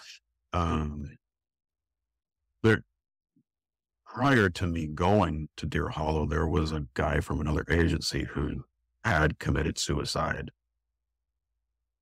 from, he was being, he was off work for job-related PTSD, and he was actually going to go to the same place I went.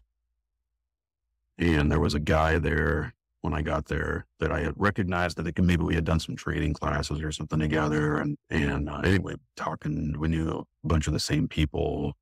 And he knew this guy that had taken his life, and kind of like, he knew he was coming, because they kind of were going to be there about the same time. And he just got there a little bit earlier, and he was waiting for him. And he was asking me if I knew anything about it. And it's like, yeah, I knew the guy. He was like one of the guys that one of my buddies, they were close friends. And I went to the funeral. It was a full fire service line of duty funeral. And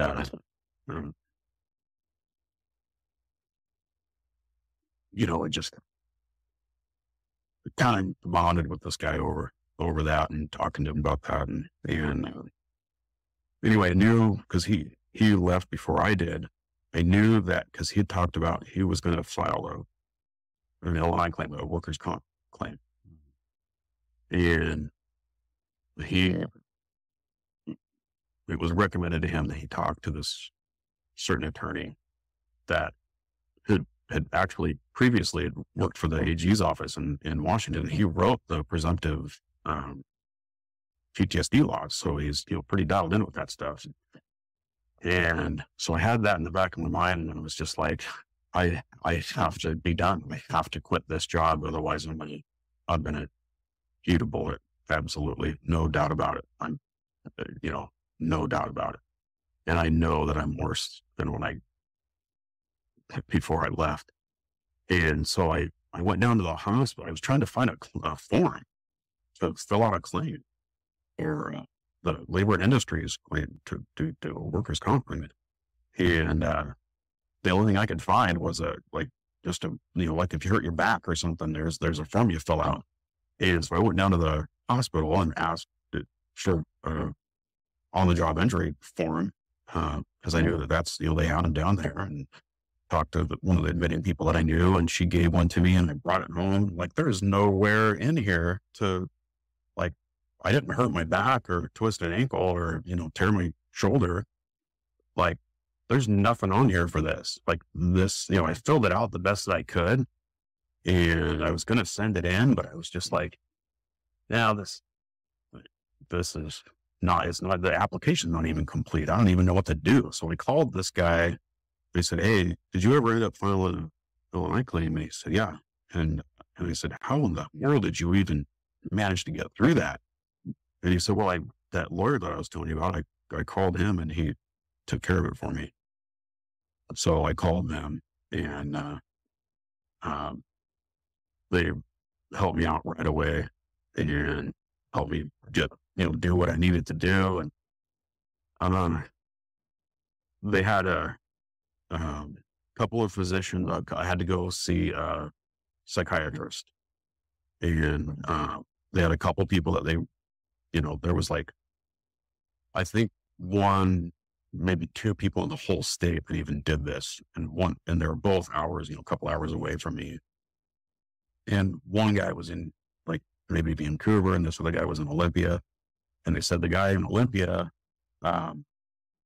he's kind of the only guy that really does this. First of all, like, there's one guy in Vancouver, but it's not really his specialty, but he can kind of, he can kind of figure it out. But the guy in Olympia, and this was before COVID, he's like, they said he does video appointments. So the first one you have to do in person, a couple hours, but after that, like, I was going to have to see her multiple times a week for the first little bit. And like, he's just, he does my video. So perfect. No, that's a no-brainer. So I went up, saw him, and he helped me fill out the forms and got all the forms submitted. That was like on a Monday or Tuesday. And by Friday, my claim had been approved. And he took me off work immediately. He's like, you're done taking you off work. You're off work for at least a month. And then by the time that appointment happened, and by the time I had to go back to work, it was like, my claim had already been approved. So I went in, called up the captain that was working that day. It was like, hey, I'm taking off work, and I need to go in and let the chief know that I'm going to be gone for at least a month, because I've been taking off work, and I'm probably going to file an Illinois claim. And I didn't even know what that meant. I thought that it meant that I'd be off for 6 months or something while I got more help. But went into the chief's office and didn't really want to say much. I just said, I've been taken off work by my doctor, and for at least the next month, I don't really know anything beyond that. Here's the paperwork, and if you have any questions, don't call me, call my attorney. And that was pretty much it. That was the last time I was at work. I was on sick leave for a year after that. The nice thing is being there so long, I had enough sick leave that I was able to go to treatment or, be gone for a month and a half, and then be on sick leave for a year after that. And then they didn't have to keep me after a year. So like a year and a day, that was it. I was done. And then, I was still on workers' comp, still on LNI, and I got to the point where I was able to be retrained, and they paid for me to go to school, and I chose welding and fabrication, and now I'm retired and got my own welding and fabrication business. How's that going? Oh man, I got what I wished for. I'm busy. Yeah. I'm so busy. Like I said earlier, I'm busier now than I ever was when I was working. Yeah. Describe that busy compared to the fire department busy. Oh man, first of all, I walk about 20 feet to go to work. I'm working out in my garage. That's where the electricians are here. I needed more power out there to run my welders and stuff. And so I don't have to commute anywhere. And, that's nice because, when I was in school, I was going to school Monday through Friday all day and having weekends off. Like, how in the world does anybody get anything done? Like you're telling me I only have Saturday and Sunday to do stuff? Like how, that is not possible. That can't be done. This is ridiculous. And, so now, I, even though I'm busy and I'm working, if I need to take a couple hours to, do something, run an errand around the house or, for the house, whatever I can, and, get a little bit more freedom working for myself, but I'm so busy. I get a little bit overwhelmed sometimes. Looking at all of the stuff that I have to do yet to do. And, but I love it. I absolutely love it. Like I'm getting paid to do something that I would probably, be doing as a hobby anyway. So I love making stuff. I mean, I am the happiest and most content when I'm making something, and that's what I get to do. And I get to do cool stuff, like the stuff that I want to do. So that's work. How are you taking care of yourself outside of that? How are you maintaining mental health, sobriety, all of it? Yeah. I mean, that's a full-time job, basically. That in and of itself, it is a full-time job. And that's basic until I started school. I was off for a year and a half, maybe closer to, maybe a year and a half before I started school. And that was my full-time job. That was absolutely, it did take up, a full-time schedule to do that, to take care of myself. And, as far as my sobriety goes, obviously I wouldn't say that I got sober when I was in treatment. I definitely had abstained. I didn't have access to drugs or alcohol while I was in treatment. And we went to a lot of different sobriety meetings, whether it was AA or Narcotics Anonymous or, whatever. But that was kind of an afterthought for me. It wasn't until maybe a month in that I was able to, through one of the guys there that I looked up to, had been sober for a while. He'd been kind of hitting around at me, like, hey, one of these meetings that we go to where they ask for people to, stand up and, people that are maybe in their first 30 days of sobriety, I think maybe you should stand up and, let that be known. And I'm like, yeah, but I'm not an alcoholic. As a matter of fact, when I get out of here, I'll be able to go back and drink like a normal person now. Because I had a break. But I did get sober in treatment. After about 30 days, it clicked. Like, Cause I used to sit in those meetings and like, man, with all the problems I have, at least I'm not like these guys. At least I'm not one of these sad sons of bitches, you know? You kind of look back on that and laugh. I mean, you're sitting there going, at least I'm not one of those, but wait a second. Yeah, exactly. And I am, man. And like I said earlier, I was an alcoholic, from birth really. And from the time I took my first drink at a young age. And, yeah. So that was part of my plan when I got home is, I think I'd only been home a couple of days and there's a hall here where we have regular meetings and I got the schedule and it was like 7:00 on a Tuesday night. There was a meeting and I got down there and I walked in and it was all women. Oh, that's weird. And so anyway, I sat down and there was a lot of people in there that I knew and obviously that I didn't know that were in the program and they're about to start the meeting and one of the ladies that I knew came over and she's like, this is a women's meeting.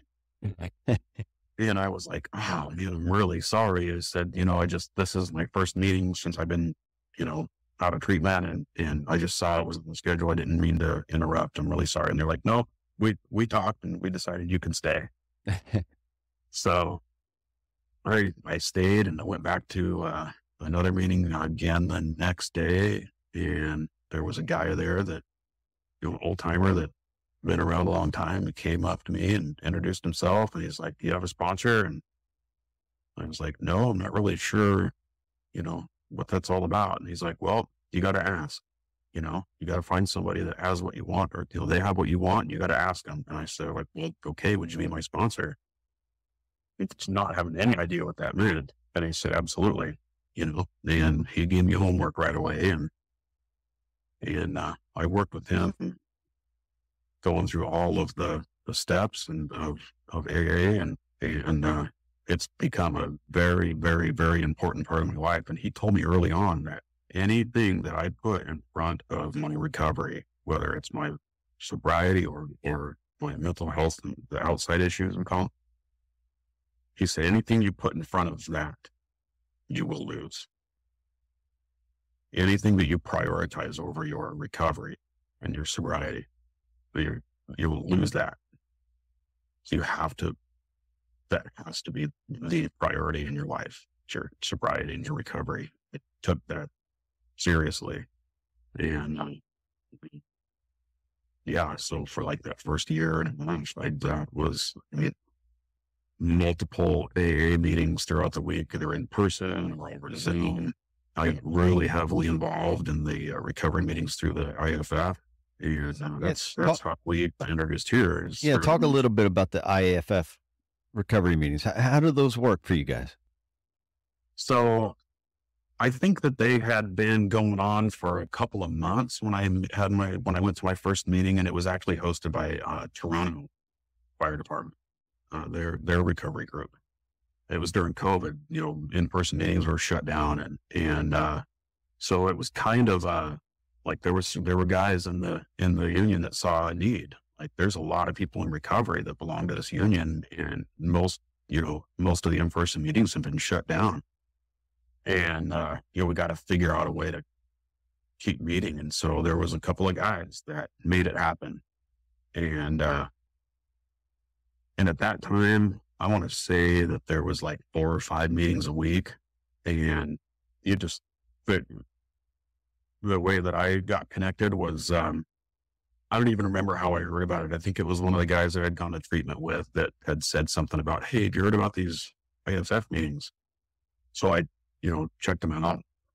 And just, if you go to the IFF website on their behavioral health section, there'll be a link to attend the meetings. There's one on every Friday morning at 9:00 Pacific, and so noon Eastern.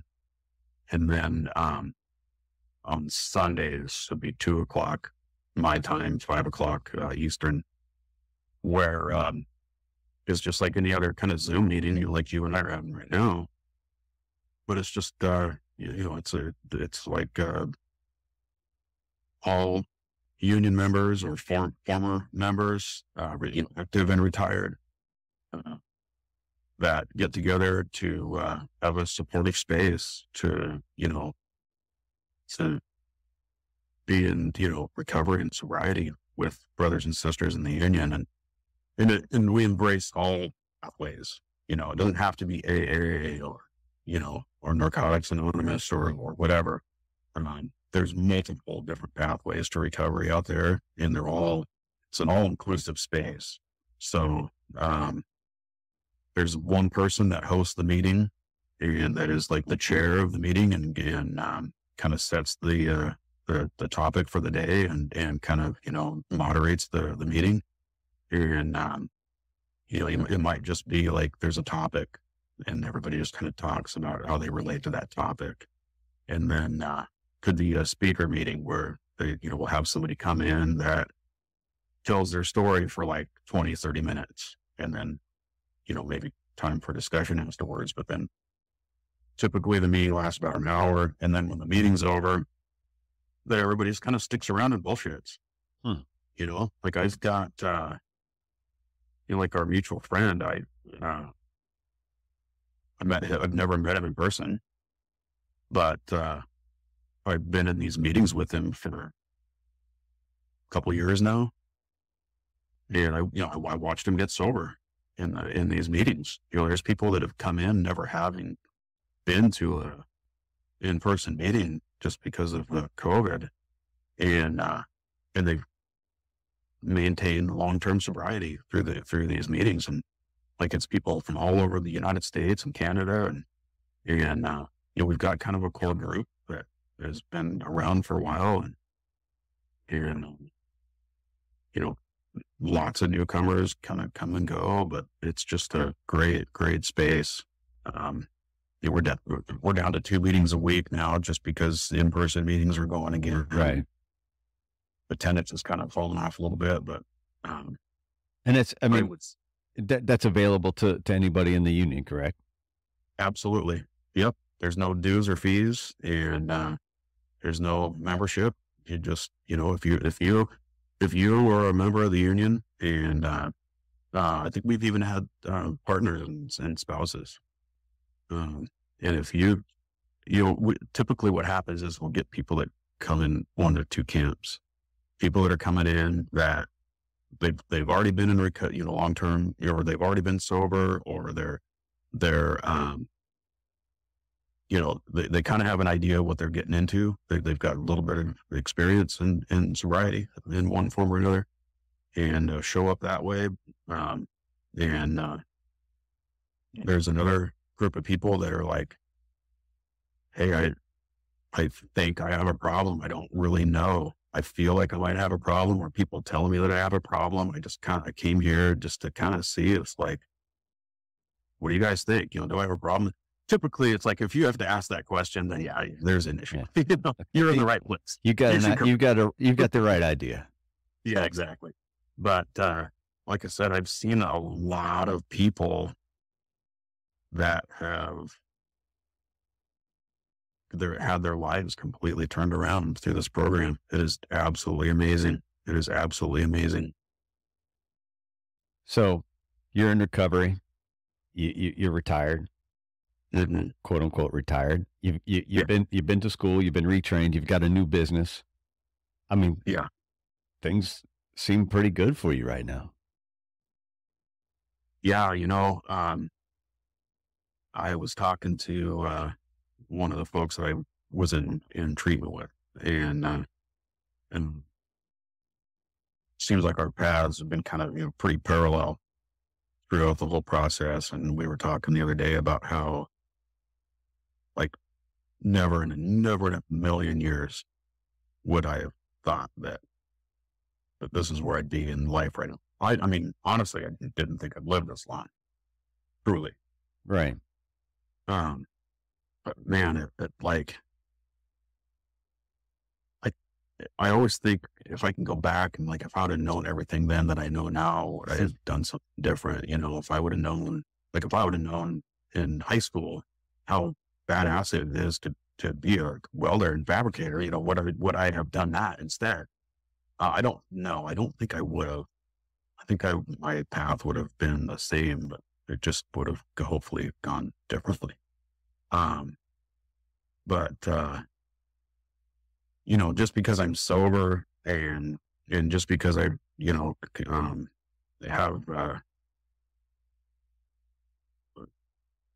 just because everything's going well right now doesn't mean that, life doesn't still happen. Right. But just what it does mean is that I have the tools to be able to deal with them better now. It's not perfect. I'm not cured. I'm not I'm not in remission. I still have the same issues, but today I have the tools to be able to deal with them a lot better. And 75% of the time I do pretty good. 25% of the time I can still get kind of derailed. And, but the thing is, it doesn't hijack me for days and days at a time anymore.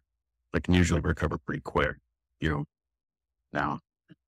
There's a one sentence you ended your narrative with when you sent it back to me, and it's about, how you start and how you end your days. Yeah. And I think that's, I mean, it's kind of a big thing. I mean, the first thing you start your day with is your recovery, correct? Yeah. And that's that's the last thing you address at night is what you say is your recovery. So how do you do that? How do you start your day with your recovery? How do you finish your day with your recovery? What does that mean? So it's just kind of in the morning, this kind of a timing thing. Typically my wife gets up pretty early to get ready to go to work, and she's out the door usually by 7:30. So, and if the I've got 4 kids. Two of my oldest kids, they're older, they're grown, they don't live here with me, and so I don't see them in the mornings, but I've got a couple boys that are still here on, part-time at least. And, they're usually in bed if they're here, definitely at that time of morning. So 7:30, 8:00, it's quiet. There's nobody here. Then that's when I sit down, and this is something I never in my life thought that I would be doing on a daily basis, but I have come to believe for myself in a higher power. And I sit down in the mornings, very first thing as I pray to my higher power. It's nothing. I don't ask to win the lottery or to, get I got a job I'm going to bid on it that I'd really like to get, and whatever. That's not it. What I just pray to ask for, the serenity prayer, grant me the serenity to accept the things I cannot change the things I can, and the wisdom to know the difference. That kind of says it all, really. And I really think about that, and a lot of times, I'll have a AA meeting or something, whether it's the IFF or whatever, in the morning, where I'll read some kind of recovery literature. And then at night, when everybody else because I stay up a little bit later than everybody else, or at least I'm by myself later on the evenings, and I'll kind of do the same thing in reverse, and just kind of review my day and where did I screw up today? What did I say? It's kind of like taking a personal inventory and be like, all right, what did I do today? Where I need to be better, and I'm not always perfect at it. Just because I have these thoughts doesn't mean that they're always turned into action, but at least I'm thinking about it, and it's kind of one of those things. It's like, you fake it till you make it. And the more that I think about it, the more that I have those thought processes, the more I'm finding that it actually does turn into action more often than these days. And, so yeah, to me, it's really, really important to start every day with that quiet time of reflection and prayer and meditation.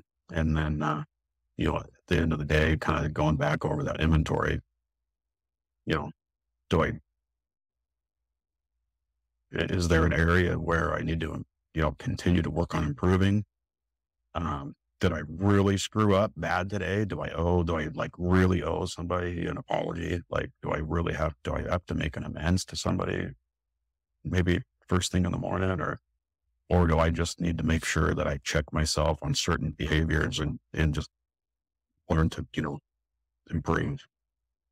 And, that's a process that we can all do, whether we're in recovery, whether we've been to any kind of therapy or inpatient or any of that.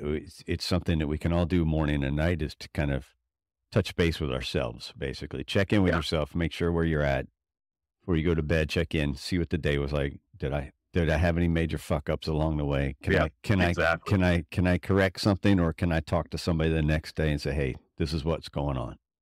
Yeah. And it's a solid piece of advice, whether, like I said, whether you're in recovery or not. Absolutely. Absolutely. So we've been going for a while now. So we're going on 2.5 hours of recording. So let's let's talk about my last. Yeah. Well, we can all, you got me listening. So, let's talk about my last 2 questions. I always ask my guests about an everyday carry, something you carry each day that you leave home, you feel naked without, even though you're not really leaving home to go to work, but you know what I'm saying? Yeah. Yeah. I'm an everyday carry nerd, man. It's like, always kind of be like, I always have to think in my mind, it's like a security blanket. I have to be prepared for, at least the minimum amount of whatever might happen. So I always wear shoes that have good soles and that can be laced up in case I have to run or hike, I always have my Leatherman, always, like that. I've had that same Leatherman for over 20 years, and I always have my Leatherman.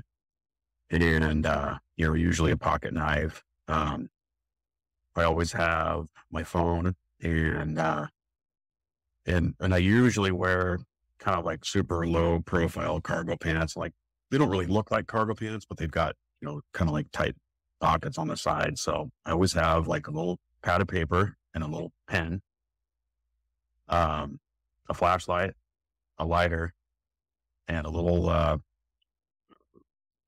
fire starter. Mm-hmm. That's like minimum, absolute minimum, keys, wallet. And then I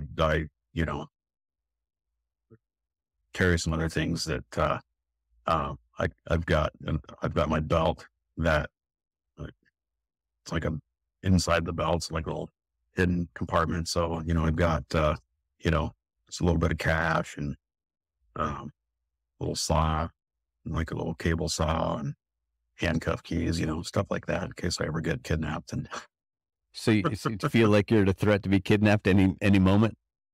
Well, there's a lot of jealous husbands out there. So.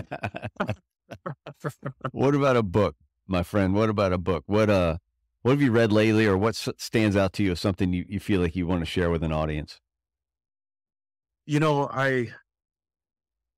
In listening to some of your other podcasts, this is a question that I had to think about, and then it just because I read a lot, and there's so many books that I could recommend, but I have to be honest and say that the one book that has had the single most amount of influence over me in my life is the book Alcoholics Anonymous. Okay.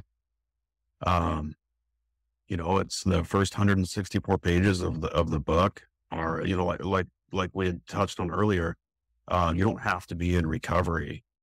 You don't have to be in a program of recovery or sobriety to kind of practice these principles.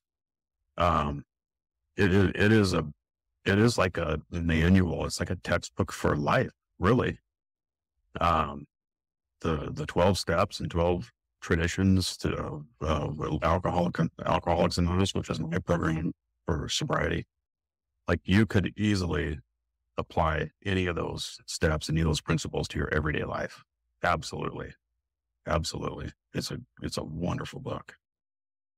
Well, then we'll link that in the show notes. One of the things I've been very poor about is keeping up with my show notes. So I need to get my ass in gear and focus on some of that stuff. Hey, Yeah. David, this has been amazing. Thanks for the conversation. Thank you. Thanks for having me. Yeah, this has been amazing. It just,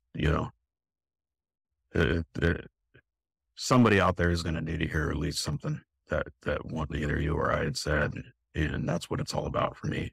It's like I'm done hiding and I'm done pretending that everything's all hunky dory, and people need to hear this because Yeah. somebody's related to something.